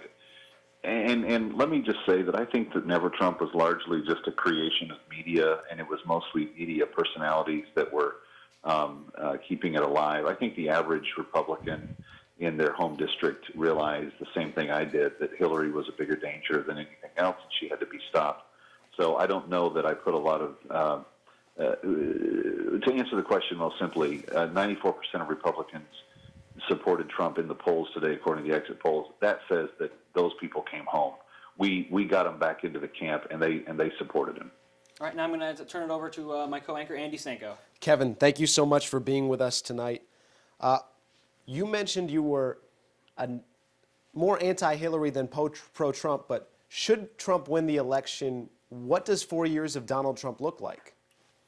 I think it looks, especially if he's given a Senate and a House that will work with him, and it looks like that's what the American people are going to give him tonight. If everything holds right now, and thank you for noting my map and my predictions. It was really funny at the beginning of the evening. I wasn't feeling too good, and then people started saying, this doesn't look like what we expected, and all of a sudden my map looked really good. And I have lost now Colorado, and I'm probably going to lose Pennsylvania, but I still think that Donald has a really good shot at pulling this thing out. 4 years of Donald Trump, I think, is going to result in lower taxes. I think it's going to be a great deal of reduction in terms of regulation on small business. I think job creation is going to explode, and I think that you're going to get conservatives on the Supreme Court. I think you're going to get a coherent, strong national security policy that will not be necessarily interventionist, but it will be very much targeted at keeping the American people safe. And that's going to start with border security, but it's going to expand to killing terrorists if and when we need to. It's a non-traditional Republican that is winning tonight, but that's not necessarily bad given that the nation is in pretty bad shape. Before I give it over to Andy to ask his next question, I just want to alert our viewers. Hillary Clinton is now projected to win the state of Colorado. Hillary Clinton is currently up 3.7% in Pennsylvania. Trump is up 2.7% in Arizona. And we're also hearing Clinton is up 2.4% in Maine with 36% in. And in North Carolina with 90% of the vote in, Trump is up by 4 points. Just want to alert our viewers of that. Go ahead, Andy. That's a big one. Kevin, I heard a segment on one of your most recent shows in which you were really positive about the staffers and the people that Donald Trump is choosing to surround himself with. What do you know about that group, and how confident are you that they can be good bureaucrats and good parts should Donald Trump be elected? I think one of the most compelling arguments for who to vote for in this election is quite simply who they bring in with him. By the way, Fox News is now calling North Carolina as I am giving you this answer. So North Carolina has just been put into the Donald Trump. And he needed to hold on to that state. He needed Florida. He needed North Carolina. He needs Ohio. They haven't called Florida yet, but it's looking really good for him there. So that's kind of the foundation for his strategy, and it looks like he's held on to all three of those. Back to the question, the issue of a president and the election of a president isn't just the person that comes into office. It is the 3,500 staffers, cabinet members, and other people that he appoints into positions. And when you look at Hillary's staff, you have a support group that has been involved in arguably criminal activity, withholding emails under subpoena when subpoenaed by the Congress and by federal judges. You had people that were using illegal servers and using devices that were not classified cleared. And given their propensity to lie about even the dumbest things, like why she felt faint on 9/11 and had to go get in a van, I think the American people sense that this is a group of people all around Hillary Clinton that are as willing to be dishonest as they are loyal, and that's probably why they've been with her for a long period of time. But I think that what they're going to expect out of the next administration, and the exit polling seemed to indicate this, they want somebody that's going to come in and make changes to the status quo. You got to have people that you can trust in that change process. And I think one of Trump's most endearing qualities is that he's actually a tremendous delegator. He's not really a micromanager. He hires people that are really good at what they do, and then he turns them loose to do it. That's how he got successful in his private business, and I think it's how he's going to run the country. I've always said from the beginning, I think his biggest challenge is going to be to get elected. I think once he's in office, I think he's going to run the country much more like a corporate entity, and people are going to be held accountable for the tasks that they're given. We have not lived under that in a very, very long time in this country, and it will be very interesting to get that kind of accountability built into the system that he will no doubt sow into every one of the people that he puts into a position of importance. Well, thank you very much for calling, Kevin. If you want to follow Kevin, you can go to his website, www.thebingethinker.com. Thanks again very much, Kevin, for coming on the program. Thanks, guys. Have a great night. You as well. So far, Kevin seems to be a very happy person with the results coming in so far. But for some latest updates as to what's going on at the student newspaper, we're going to go back to Brendan Keeney at the Yellow Jacket office for our last segment with Brendan this evening. Go ahead, Brendan. Thank you very much, Ryan. And this is my last segment, as you mentioned, so we figured we would wrap up a little bit with what's going on locally, and we're going to go back to Kyle Dawson for that. Kyle, what are you seeing about in the local races for Greene County, as well as the state races? Well, it looks like we only still have, like the last time that we came on about 15 minutes ago, only 42 precincts are in. That said, I have sent a couple of texts to people that I know are at Pam Snyder's victory party. Should she hold on to this 300 vote lead, I think it's exactly, or it's not exactly 300, but it's close. She's up 326 votes with 2 precincts left, so she's probably in the clear there. But that race is a lot closer than I think a lot of people thought it was going to be. Tim Murphy's in the clear. He's going to win. He's good if you were worried about him against the write-in candidate. In the representative in Congress, Bill Schuster's up by 37%, so he should be winning that when it comes said and done, at least in Greene County. But we're still seeing a lot of parity in this county, I think, as expected to the presidential election.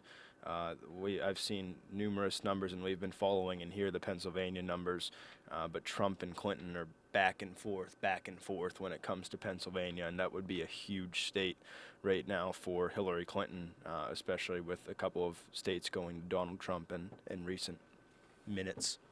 All right, well, thank you so much, Kyle, for your diligent work on some of the local races. I'm going to go back over to Jacob Meyer, who is another guy who is very familiar with politics and what's going on in the country right now. Jake, what are your final thoughts about what's going on, not only in the state, but in the national election? Well, Kyle just said that only 42 of 44 precincts. Actually, right when he was talking, the last 2 precincts came in. So here are the results. Pat Toomey wins with 57.5% against Katie McGinty, 36.4%. You've got... And do remember, this is just for Greene County, not the state as a whole. This is just for Greene County. Pam Snyder gets 50.6% against Betsy Rahana McClure's 49.2%, so very close there. And then that amendment that we had talked about earlier there, Brendan, 55% yes, so that looks like that is going to be, in Greene County, like I said, a yes for this county. Well, thank you very much to both of you gentlemen for all the help you've given me tonight. And some final last-minute information. Richard Burr has been reelected in the Senate of North Carolina, so that's another senator added for the GOP.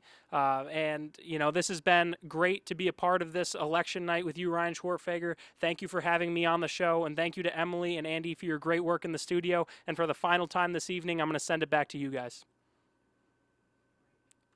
Actually, I'm going to send it back to break. Look at me. Hey. Raymond, look at Mommy. Maybe the light hurts his eyes. Maybe she's just not hungry. Maybe he can't hear us. Maybe we're not stimulating him enough. Maybe it's a phase.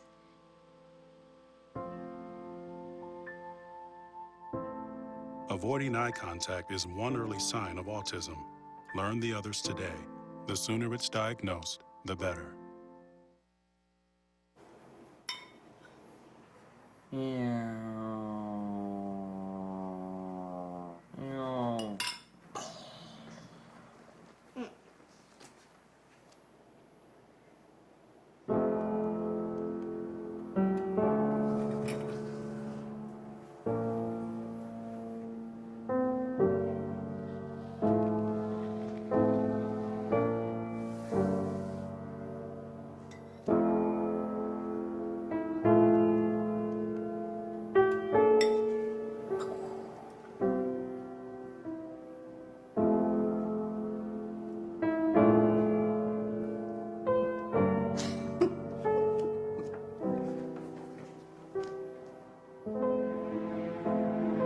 In your new role, we help you help.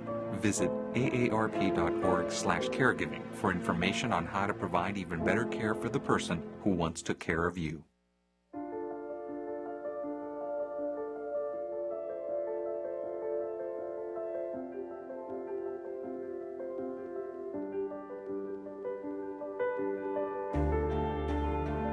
Body language. Without saying a word, it can tell you so much.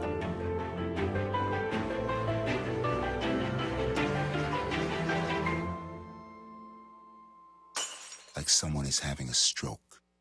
Know the sudden signs. Learn fast. F, face drooping. A, arm weakness. S, speech difficulty. T, time. Time to call 911 immediately. The sooner they get to the hospital, the sooner they'll get treatment. And that can make a remarkable difference in their recovery. Learn the body language, the sudden signs, and spot a stroke fast.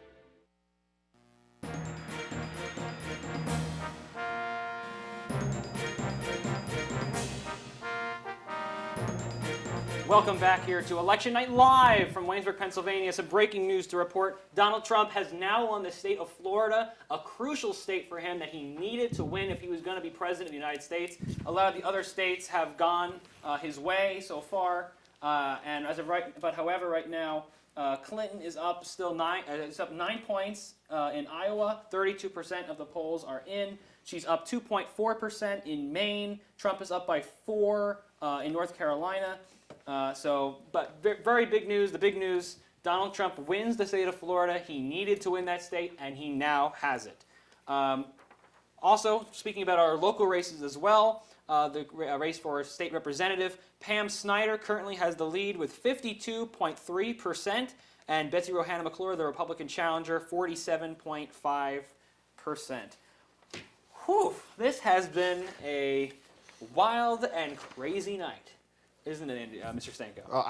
I can believe it. The Pam Snyder versus Betsy Rohanna McClure, in terms of your local elections around here, is the one that was really contested. The House of Representatives, 18th District, that on the federal level, Tim Murphy, he's the Republican incumbent there. He's been in that seat since 2003. We've got a chance where we've had an opportunity to meet Representative Murphy, and he is a very, very smart man. He's running unopposed, so another win for him, another 2 years. And then a House of Representatives in the 9th District. It's Bill Schuster, the incumbent. It's been him or his father in that seat since 1973. He's been in the seat since 2001, so it's safe to say that he's safe. So really, in terms of local elections, it's been Pam Snyder and Betsy Rohanna McClure as the contested one going into this, and Pam Snyder looking to hold on here so far. All right, Emily, go ahead. What do you have to share in terms of how you think things are going so far? I mean, it's crazy. You now see that Trump is up in electoral votes 212 to Trump's 131. So it's crazy. With Other way around. 212 Trump, 131 Clinton. Sorry. Other way around. No. Just want to make sure we're good. So yes, go ahead. That was Florida, that key state. With that, he is so close with those electoral votes. This night has been absolutely insane. I don't think a lot of us expected this to go this way, but it definitely makes for a more exciting show. And got to keep an eye on that Pam race. That's one of the biggest. And we're getting towards 11 o'clock. More and more polling places are closing. And past 10 o'clock, pretty much everyone has voted with the exceptions of Washington, Oregon, California, Alaska, and Hawaii. And there aren't usually that many surprises, to say, in those places. So we'll see. We'll have to tally it up here soon. But in terms of Trump being in this election, has to have Florida, and then you go from there into your scenarios. And for Clinton, it was easier. If you get Florida, you just need one of the other hot states, and now all of a sudden, she's the one who has to scramble. And for Trump, I'll say this, he was the one all over the place the day before the race and doing some last-minute champagning and campaigning, if you will, all over the place. And he certainly picked up a boost, and we'll see. And this is something I also spoke with Dr. Stratton as well. I spoke with some economics students here at Waynesburg, and they said the markets were doing well, especially coming off the FBI clearing Secretary Clinton of any email shenanigans. And you looked at the market stabilizing. Speaking with Dr. Stratton as well, if Trump gets elected, what are the potential ramifications? And I almost didn't prepare, what if Trump becomes president? And forgive me if I go into this if it's a little premature, but you're looking at major changes in reform, in immigration, in Washington, in trade, foreign policy, climate change, pretty much everything he can do to reverse what President Obama has done in the last 2 terms, mainly everyone knows the Affordable Care Act. Honestly, when it comes to Trump in being in the White House, he hasn't given too many specifics. So there's a lot that's up in the air, and it seems like the electors so far have spoken in his favor. And I think that's more of a referendum on Hillary Clinton than anything we've seen so far. And you think about the guests that we've seen on this show, and Dr. Waddell being fired up about how neither side was really put together, how David Cross and his package, there weren't too many voters really fired up about the race at all. I'd say there are more, surprisingly, that are anti-Hillary. Especially one number that we were talking about in the jacket office off air was female voters in Florida. At the time, the number was 49% of female voters in Florida went for Donald Trump, and that's a number we weren't expecting. And Emily, when you brought up your segment earlier in the show about flipping sides or crossing party lines, quite a few Republicans said she's more qualified, the other gentleman is not qualified, Trump is a national embarrassment, his views on women, his views on immigrants. And here we are, 10:59 p.m. More polling places are closing in the next couple of minutes, and he is inching ever closer here.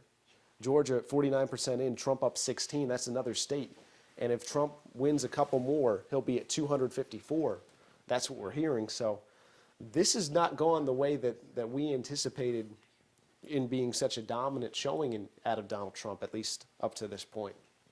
Yeah, so if we can do a quick favor, if we can put up on the screen the map of the United States. I'm not sure if we have that graphic ready to go. I just want to do a quick peek at that for this discussion that we have, for this point I want to make, if we can pull up the map of the United States on that end. But I just want to look ahead and kind of see, all right, what are the states that are left, and where do we go from here in terms of what is Donald Trump's path if he's going to be elected President of the United States? So if we can get that, I'm not sure if we can get that map up right now on the screen. We can't right now. Okay, but as of right now, I mean, if we look at the states that have still get to come in, right now Trump is up in Georgia with 49%, and he's up 16 points. He needs to win Georgia. He needs to win. What was the other state we're looking for? Pennsylvania, 49.2% for Clinton, and 47.3% for Donald Trump. So there's still a slight chance that we get that done. So here we go. We have the map up right now. If we can take a quick look so you can see where we're going. States I want you to take a look at: Pennsylvania, Michigan, Wisconsin, New Hampshire, Nevada, Georgia, Iowa. Still states that coming into this election we thought would be key states going either way. And for Trump, that could mean the difference to win this election or put it away. Trump, as we're hearing, to win Iowa. So there's several more electoral votes for the GOP nominee. So you're looking at a map now where the desperate one is Hillary Clinton. Trump up 3 points in both Wisconsin and New Hampshire. Wisconsin more of a surprise than New Hampshire. Wisconsin, a state in 2012 that was a blue state, as was Michigan, as was Pennsylvania. But at this point, with Donald Trump, we shall see, because the momentum is great for him at the moment. And the New York Times, over 90% a Trump victory, when just one day ago, the vast majority of prognosticators and forecasters had Hillary Clinton 80% plus, 90% plus. I saw 98%. Some sides just say lean Democrat. But it was by and large a Hillary Clinton race, or a Hillary Clinton's to lose. And here we are. I saw the comparison, if you want to go to sports, and I have to have a football reference if I'm on TV, an NFL kicker missing a 38-yard field goal. Shoot, that happens every Sunday. And this might be that Sunday for Donald Trump. And talking to Kevin and what a Trump presidency would look like, we may have to come to grips with something like that. But we digress, and we got to wrap it up. Yeah, so it's now at the top of the hour. It is now 11 o'clock, and a bunch of other states have just closed. As you can guess, California's now closed, Oregon, Washington, and Idaho. And as I'm sure you could predict, Hillary Clinton wins California and Hawaii. Trump is now forecasted to win the state of Iowa, which is big. And he's also up currently 3 points in Wisconsin and 3 points in New Hampshire. So we're still getting information coming in, but more and more it's looking like Donald Trump has a viable path to the presidency. And now we're going to turn it over to get some more news that's actually going on with our breaking news anchor, Mr. Matthew Schinkel.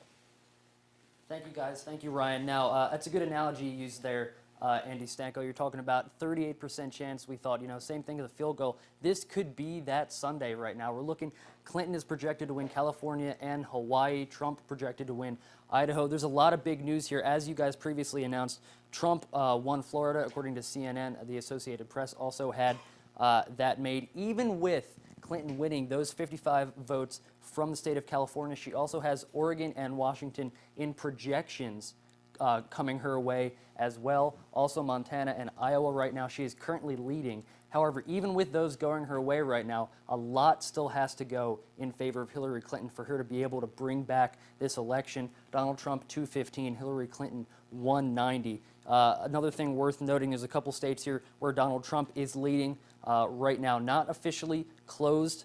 The polling is not closed yet. Michigan and Wisconsin. Donald Trump currently leading those, also leading Georgia and North Carolina so far. Again, Andy Stanko, you referenced New York Times, 94% chance right now for Donald Trump to become president of the United States. That's according to the New York Times. It's looking like it might be Trump, guys. Yeah, I mean, definitely some interesting analysis coming in. We also want to let you know Montana now for Donald Trump. Clinton is up 9 points in Minnesota with 41% of the votes coming in. That was pretty much predicted that Clinton would probably do really well in Minnesota. We'll see if she can hold that lead. And we said Trump won Idaho. Clinton wins Hawaii and California here tonight. We also do want to mention for our viewers at home, we had invited Representative Pam Snyder to join us during our last segment, and we had not heard from her calling into the program.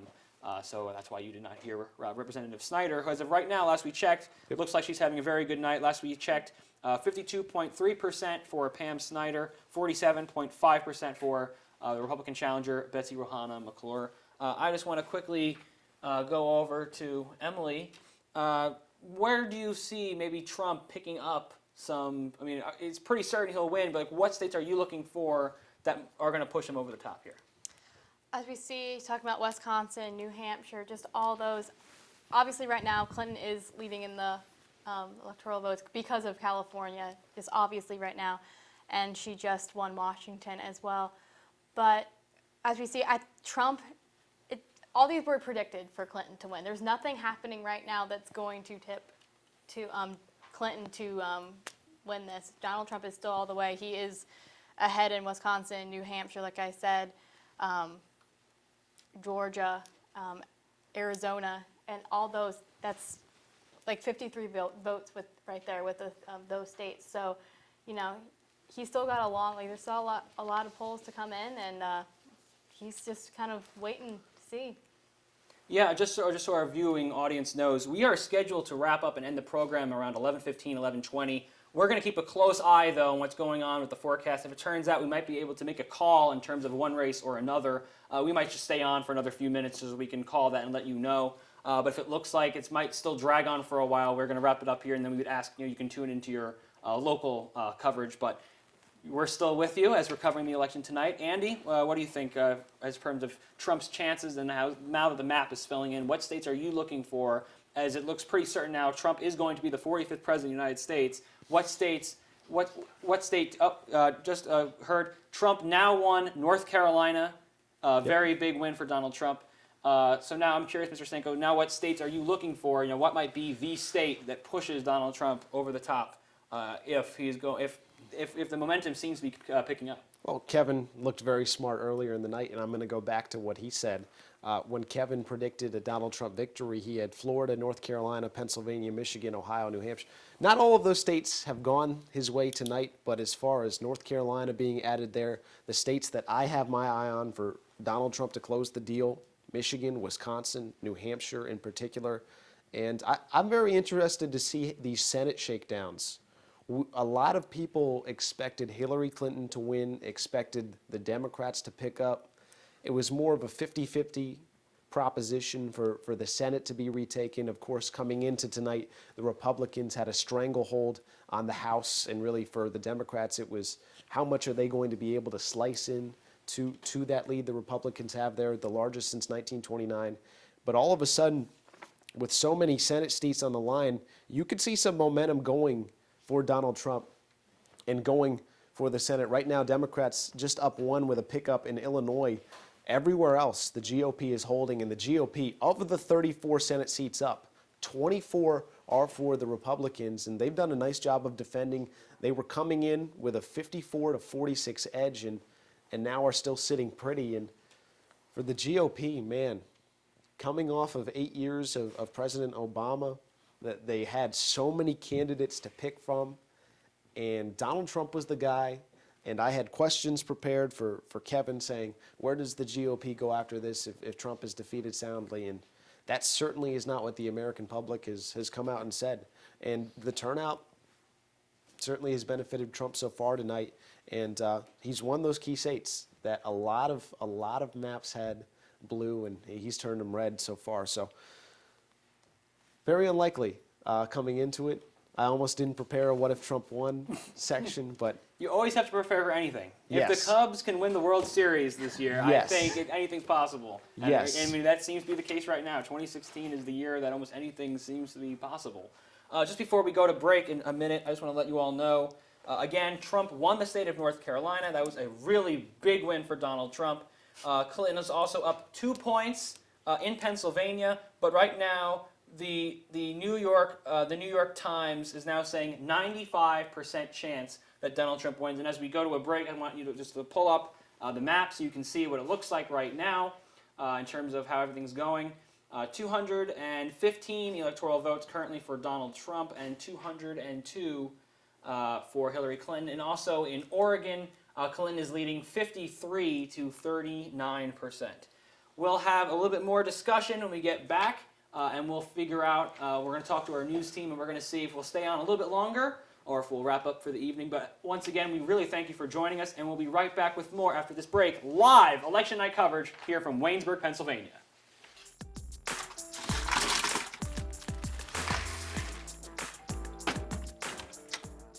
Thank you.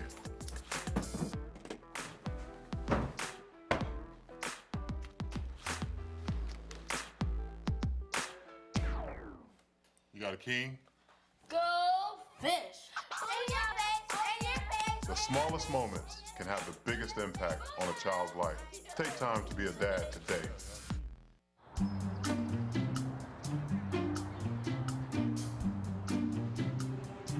Don't worry, 74 people were picked before me in the NFL draft. To fight childhood obesity, United Way and the NFL are helping kids play at least 60 minutes a day.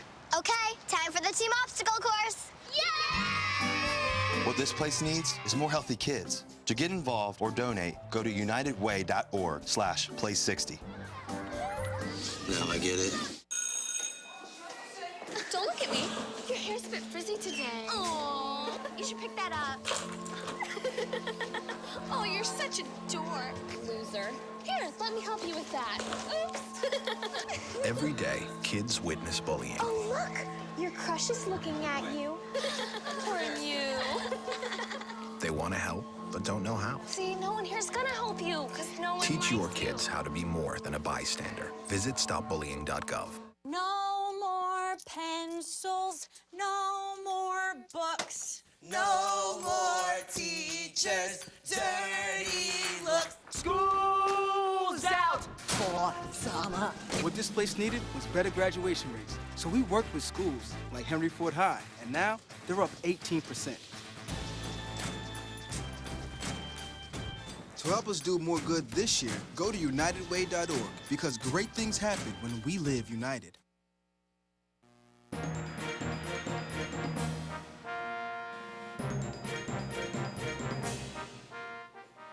Welcome back, everyone. I'm Ryan Shortfigure here. Breaking news again. Another race called for Donald Trump. He wins the state of Utah tonight. I'm not sure if we have the actual numbers yet from Utah. I'm curious to see how well Evan McMullen, an independent candidate, was trying to run a serious challenge to Donald Trump in an effort to try and deny both Clinton and Donald Trump the 270 electoral votes to win. So once we try and figure out how many votes or how that broke down in Utah, I'll be really excited to hear about that. Also, we've heard Clinton is now the victor in Oregon. I'm not sure if we have the map ready to go, but we can just kind of show you what it looks like around the country. Before we go there, can yes. I make a comment about Utah and that third candidate, and then voting sort of to, not to win, but as a, what's the term I'm looking for? A protest vote. You saw the protest vote really hurt, I'd say, Hillary Clinton tonight rather than Donald Trump. And I would say a lot of Trump supporters, they're coming from a camp of going against Clinton. But I feel like Donald Trump really did have a larger base of people who loved Donald Trump for being Donald Trump than people who loved Hillary Clinton for being Hillary Clinton. And then for those who defected, that took away potential votes from both sides. However, you have that larger core, and love him or hate him, give credit to him and his supporters for getting his base out to vote today. And I'll say this, I also saw numbers where Clinton, in terms of her campaign, certainly touched more people, going door to door, making phone calls, etc. However, Donald Trump tonight has gotten it done, and definitely expected to win in the latest prognostications and forecasts from reputable sources, New York Times, etc. Yeah, I also want to bring attention to our viewers in the state of Georgia, a state that some Democrats were targeting as a potential state that could go Hillary Clinton this election cycle. Trump has a 9% lead in the state of Georgia. In Arizona, a state that some Democrats decided they wanted to try and capture, also that was a Republican state. Trump is currently up 3 points, 58% of the precincts reporting. We also want to report it looks like Pam Snyder is victorious in her race over Betsy Rohanna McClure, and we also heard that she will be calling into the program momentarily, so we're just going to be holding firm, letting you know what's going on until we hear from Pam. Also, in Michigan, Trump is still in the lead by less than 2 points. But I mean, at this point, it seems like Trump only needs to win maybe about 1-2 other states, and it looks like we have our 45th president of the United States. I'm just curious to talk to both of you. What happened with Hillary Clinton? I mean, almost like as you brought up, Andy. So many maps were saying that she was going to win tonight. And the path for Donald Trump essentially was he had to win almost every single swing state that was up there and then flip a Democrat state. And he's seemingly done that, and that flip state might be this Michigan. Yes, it might be, and I'll say this for Hillary Clinton. Even in the primaries, she didn't resonate with a base the way that Bernie Sanders resonated with young people. She wasn't as strong of a candidate as Barack Obama was in 2008. Nor in 2012. And this was one where you had the GOP really kicking itself saying, man, if we have 14 of those 17 people on the stage in the debates in the GOP primaries, we could have this election if we had a legitimate candidate or a traditional candidate. And this just proves how much Hillary Clinton isn't trusted by the American people in terms of being that final decision maker. Her resume and her track record of the things she's done, the knowledge she has, so on and so forth, that's unparalleled, really. But when it comes down to character and being able to relate to the American people and then finally be that person sitting in the Oval Office, maybe it's just not in the cards for her. She's had an outstanding political career, however, marred by controversy. Her as a candidate isn't as strong as some that we've seen in the past, especially on that side with Barack Obama. And now, for the liberals, it's back to the drawing board. When we've seen in 2008 and 2012, the Republicans defeated Santorum, and it's going to be a heck of a time in Trump Tower tonight. Yeah, and right now he's looking at this number right now, 222 electoral votes for Donald Trump, 202 electoral votes for Hillary Clinton. As more states continue to come in. Emily, what do you think happened with Hillary Clinton tonight? I'll agree with Andy, and just the controversy did not help Hillary whatsoever. I'm not going to say that was a deciding factor at all, but I think Donald Trump voters, I think they were just laying low a little bit. People weren't coming out and saying that they were going to vote for Trump, and it went his way, and I do think a little bit of the Hillary controversy and not as many people connect with Hillary, like Andy said, as Trump. But like you said, there's not as much what's happening when Donald becomes president. Everyone talked about what would happen in the White House when Hillary would become president, but now we're just kind of all up in the air with this unexpected result tonight possibility. We don't know for sure yet, but soon. Yeah, and we're just hearing some word. Our people in our control room is just letting us know. Obviously, the stock market isn't trading right now, but we're looking at the futures for the Dow and the other things. And right now, it is, if we can get a number on what it is right now, but it's at a point lower than it was after 9/11.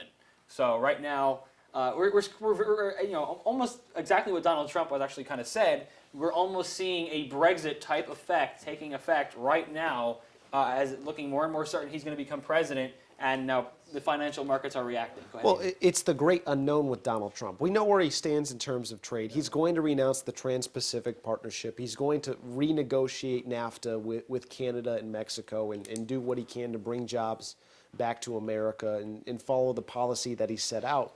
But really, what you're seeing there, the reaction from the stock market and from an economic standpoint is just exactly how is he going to go about doing whatever it is he's going to do, because he's managed to get all the way to the front step without nailing down just exactly how he's going to do everything he's going to do. Now, I know there are people like Kevin who called in, and he knows the people that Donald Trump surrounds himself with, and he thinks very highly of them. He thinks they can be effective, be good leaders for the American people, follow conservative values, so on and so forth. However, what's so concerning is the volatility that you get with Donald Trump in terms of his personality and his temperament. What is Donald Trump going to do when he meets other world leaders? What is Donald Trump going to do when he faces a crisis to the level of whatever you want to point to? Those are the issues that really, I think, cause the stock market to fluctuate.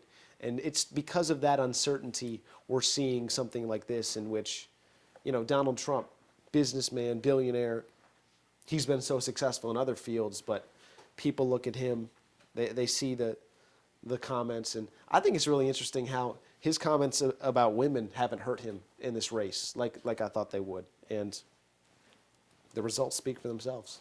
Yeah, also, some other things we want to make sure we let you all know. So in the race for the Senate, currently the Republicans 48 seats, the Democrats 46 seats. In the House, the Republicans 184, the Democrats 126. Also in Nevada, it looks like the reports that we heard earlier about the exit polling from Nevada and also the early voting, which said that a lot of Latinos are going out to vote. That's so far proving itself. Right now, Clinton is up by 10 points in Nevada, 47% in. This was a state that originally some people thought Donald Trump could win, and now if it keeps up at the rate it's going, it looks like Hillary Clinton will win the state of Nevada. Just really quickly, how do you think, I know we brought up about, you mentioned, Andy, in the sense of just how much things are going to change with Donald Trump's president. If you want to just quickly you, and then we'll go over to Emily, and then we're going to take a quick break. If you can just make a comment also about the Supreme Court and what this a Trump presidency might mean for the Supreme Court. Oh my goodness. Well, you've got a Republican Senate. That advantage is 54 to 46. Republicans have lost just a single seat, so things are looking good for the GOP in holding there. You're going to get, they lost Justice Antonin Scalia, who we had an opportunity to meet, fortunately, before he passed away this past February, and he was hardline, original text, stick to the Constitution, conservative values to the core. And he was like that till the day he died. And now he's got an opportunity to send another one of those justices in there. And then you look at other Supreme Court justices, Ruth Bader Ginsburg, 83 years old, Anthony Kennedy, 80 years old, Breyer, 78 years old. For Donald Trump, he's got an opportunity to put some justices in office, but we can shift gears. Pam Snyder, a big win here in Pennsylvania today. Yes, we're going to do a quick shift gears. We'll do a commercial right after this, but we want to talk right now to the victor in the race for State Representative here for the area, Pam Snyder. Howdy, Pam. How are you doing? Congratulations. Congrats, Pam. Do we have Pam here on the line? All right, hold on. We're getting her on the line here. Representative Snyder. Representative Snyder, can you hear me? Yes. Oh, excellent. All right. First off, congratulations on your victory tonight here. I can't hear you. All right. Is this a little better? Can you hear me now? Wow. No. Really bad. No. Okay. Trying now. Is that any better? It's a little better. A little better. Okay. Well, I'll just let you do some talking while we try and figure this out in the back. Congratulations on your victory tonight. Why do you think your constituents reelected you tonight? Well, I would hope that it's because they know I care about the people in this district, that I work hard, and that I am always there ready to help. I am very grateful to the voters for reelecting me tonight, especially since we ran a positive campaign. I was the only contested candidate on the ballot that ran a positive campaign, and I am very proud of that. And what the voters helped me show our young people, our kids and our grandkids, that you don't have to bully and be negative to win. Now, obviously, we're seeing right now, we still don't know what the election outcome is going to be here in Pennsylvania. They still haven't called that yet. However, it looks like it's going to be neck and neck between Donald Trump and Hillary Clinton. We also know that Greene County seems to have gone very heavily for Donald Trump. I want to ask you, what do you think that says, that people voted for Donald Trump, but then they crossed the line over to vote for you? Well, I think it says here again, I think a lot of people in this county, they know me. They know what I stand for. They know the kind of person I am. And I think they know that they know my values. And I think that my values reflect the majority of the people in this county and district. All right, I'm going to turn it over now to my co-anchor, Emily Bennett. Thanks for joining us, Pam, and congratulations. What was not accomplished in this past term that you'd like to see accomplished in this next term? Well, I just started working on the issue of broadband internet in rural areas and the lack thereof, and a lot of people are paying for things that they're not getting. So that's something that I'm really going to take up and fight for in this next term. We have a lot of challenges in Harrisburg. The biggest challenge is that, and I think what I hope that my colleagues will realize from today's election is that people want their elected officials to work together.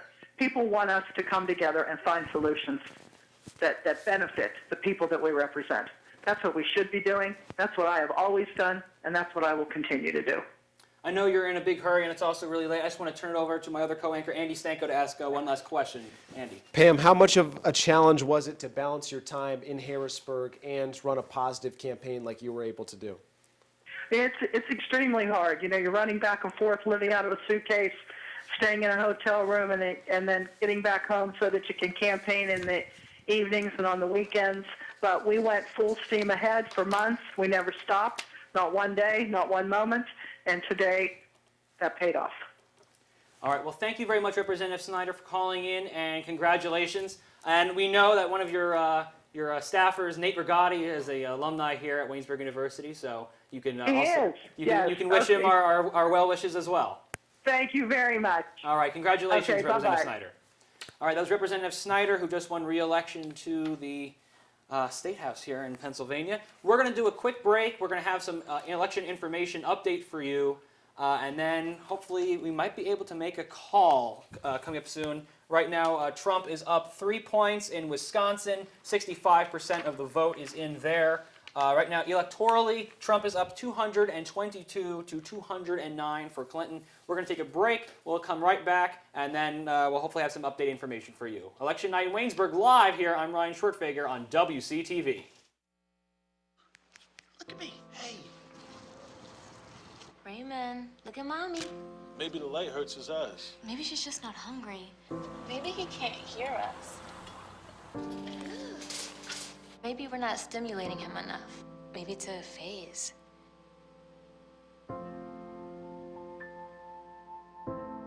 Avoiding eye contact is one early sign of autism. Learn the others today. The sooner it's diagnosed, the better.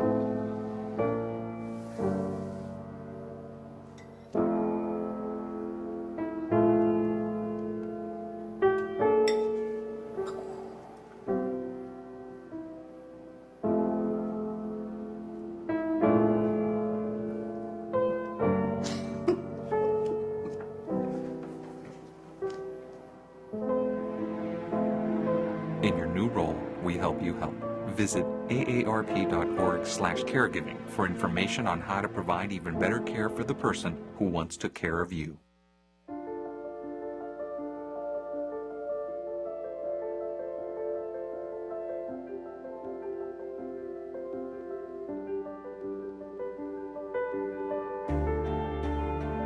Body language.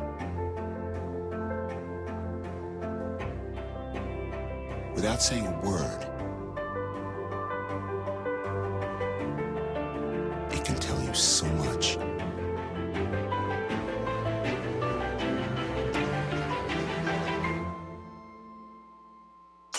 Like someone is having a stroke. Know the sudden signs. Learn fast. F, face drooping. A, arm weakness. S, speech difficulty. T, time. Time to call 911 immediately. The sooner they get to the hospital, the sooner they'll get treatment. And that can make a remarkable difference in their recovery. Learn the body language, the sudden signs, and spot a stroke fast.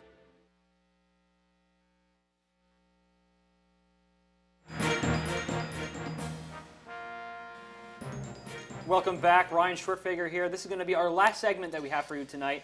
We're just going to bring you the latest information, have a small discussion on it. If we're able to break anything, we will relay that to you, but we're going to wrap up in just a little while. But just so all of you at home are aware, Trump is currently up still 4 points in the state of Arizona. Trump is also up in Iowa, 49.3% to 44.9%. For the Senate race, the Republicans are up 48 seats to 46 seats. In Wisconsin, Donald Trump is still in the lead, 49% to 45.8%. Essentially, we're just looking for one or two of these other states to come in. And once we hear back about those states, if we hear about them in the next 5 minutes or so, we might be able to make a call. Otherwise, you can tune to your local station to watch continuing election coverage. In other states that are just coming in also, Trump is still up in Michigan, but by a much slimmer margin now. He's up by half a percentage point. In Georgia, Trump is up big, 10 points in Georgia. Again, that was a state that was leaning Republican, but a state that Democrats thought they could flip. But we will have to see if maybe if we get one or two of these other states that we'll find out that break one way or the other in the next 5 minutes or so. That might go one way or the other. But lots of news coming up right now. Andy Sanko, what do you? Also, I'm sorry to interrupt. Pennsylvania, 48.9% for Clinton, 47.6% for Donald Trump. So also close in Pennsylvania, but it's looking slightly better for Trump in Michigan and even better in Wisconsin right now if you're Donald Trump tonight. And coming into tonight, just across the board, no matter where you looked, it was Clinton by 2 to 6 points. And that was a margin that was much larger, maybe even a month ago, mid-October. That margin was more 6 to 11 points.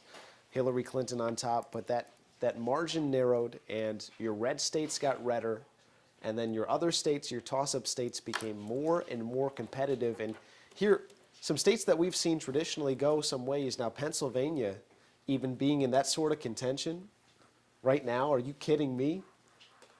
For the Democrats, back to the drawing board.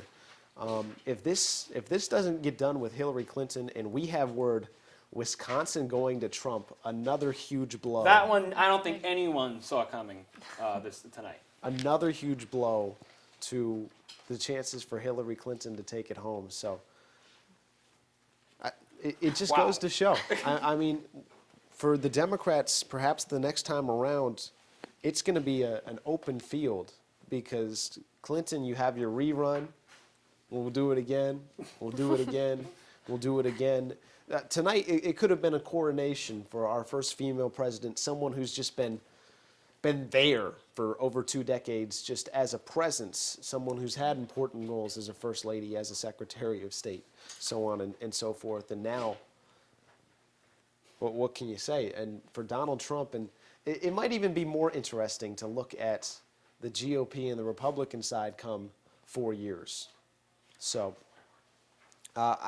we might not be ready to call it here, but there are several outlets that are saying it's very, very likely for Trump to come out on top, and the Wisconsin news just continues to solidify that as well. So, not how we thought it would go. We're also hearing Trump wins the state of Iowa as well, which is another big win that he needed to do. And that's one of the states I found this coming out 18 months ago. A study by the University of Virginia said 43 of the 50 states have already decided who they're voting for. And that was proven false tonight by what Trump was able to do. But they identified some key states, including Florida, Ohio, and Iowa, who have been picked up by Donald Trump, and then Virginia and Colorado that have been picked up by Clinton. The last two that they have are Nevada and New Hampshire. However, I think the deficit at this point, we're going to have to get a score update. But yeah, really quickly, before I make a closing statement, Emily, I just wanted to get your last word on how you think everything's going so far. It continues. It's just been a surprising night. It's all continued to be surprising, and at this point we kind of saw like halfway through the show that it was really starting to lean Trump, and we've just continued to see that more and more with him winning Wisconsin and Iowa, and he's leading in New Hampshire, and he's up by just a little bit in Michigan, and it just continues to come in, and it looks like we're gonna possibly have a Trump president. And I'll tell you what, in terms of the social media impact of this, January 20th, that POTUS handle goes to whoever wins this election. President Obama will move to POTUS 44.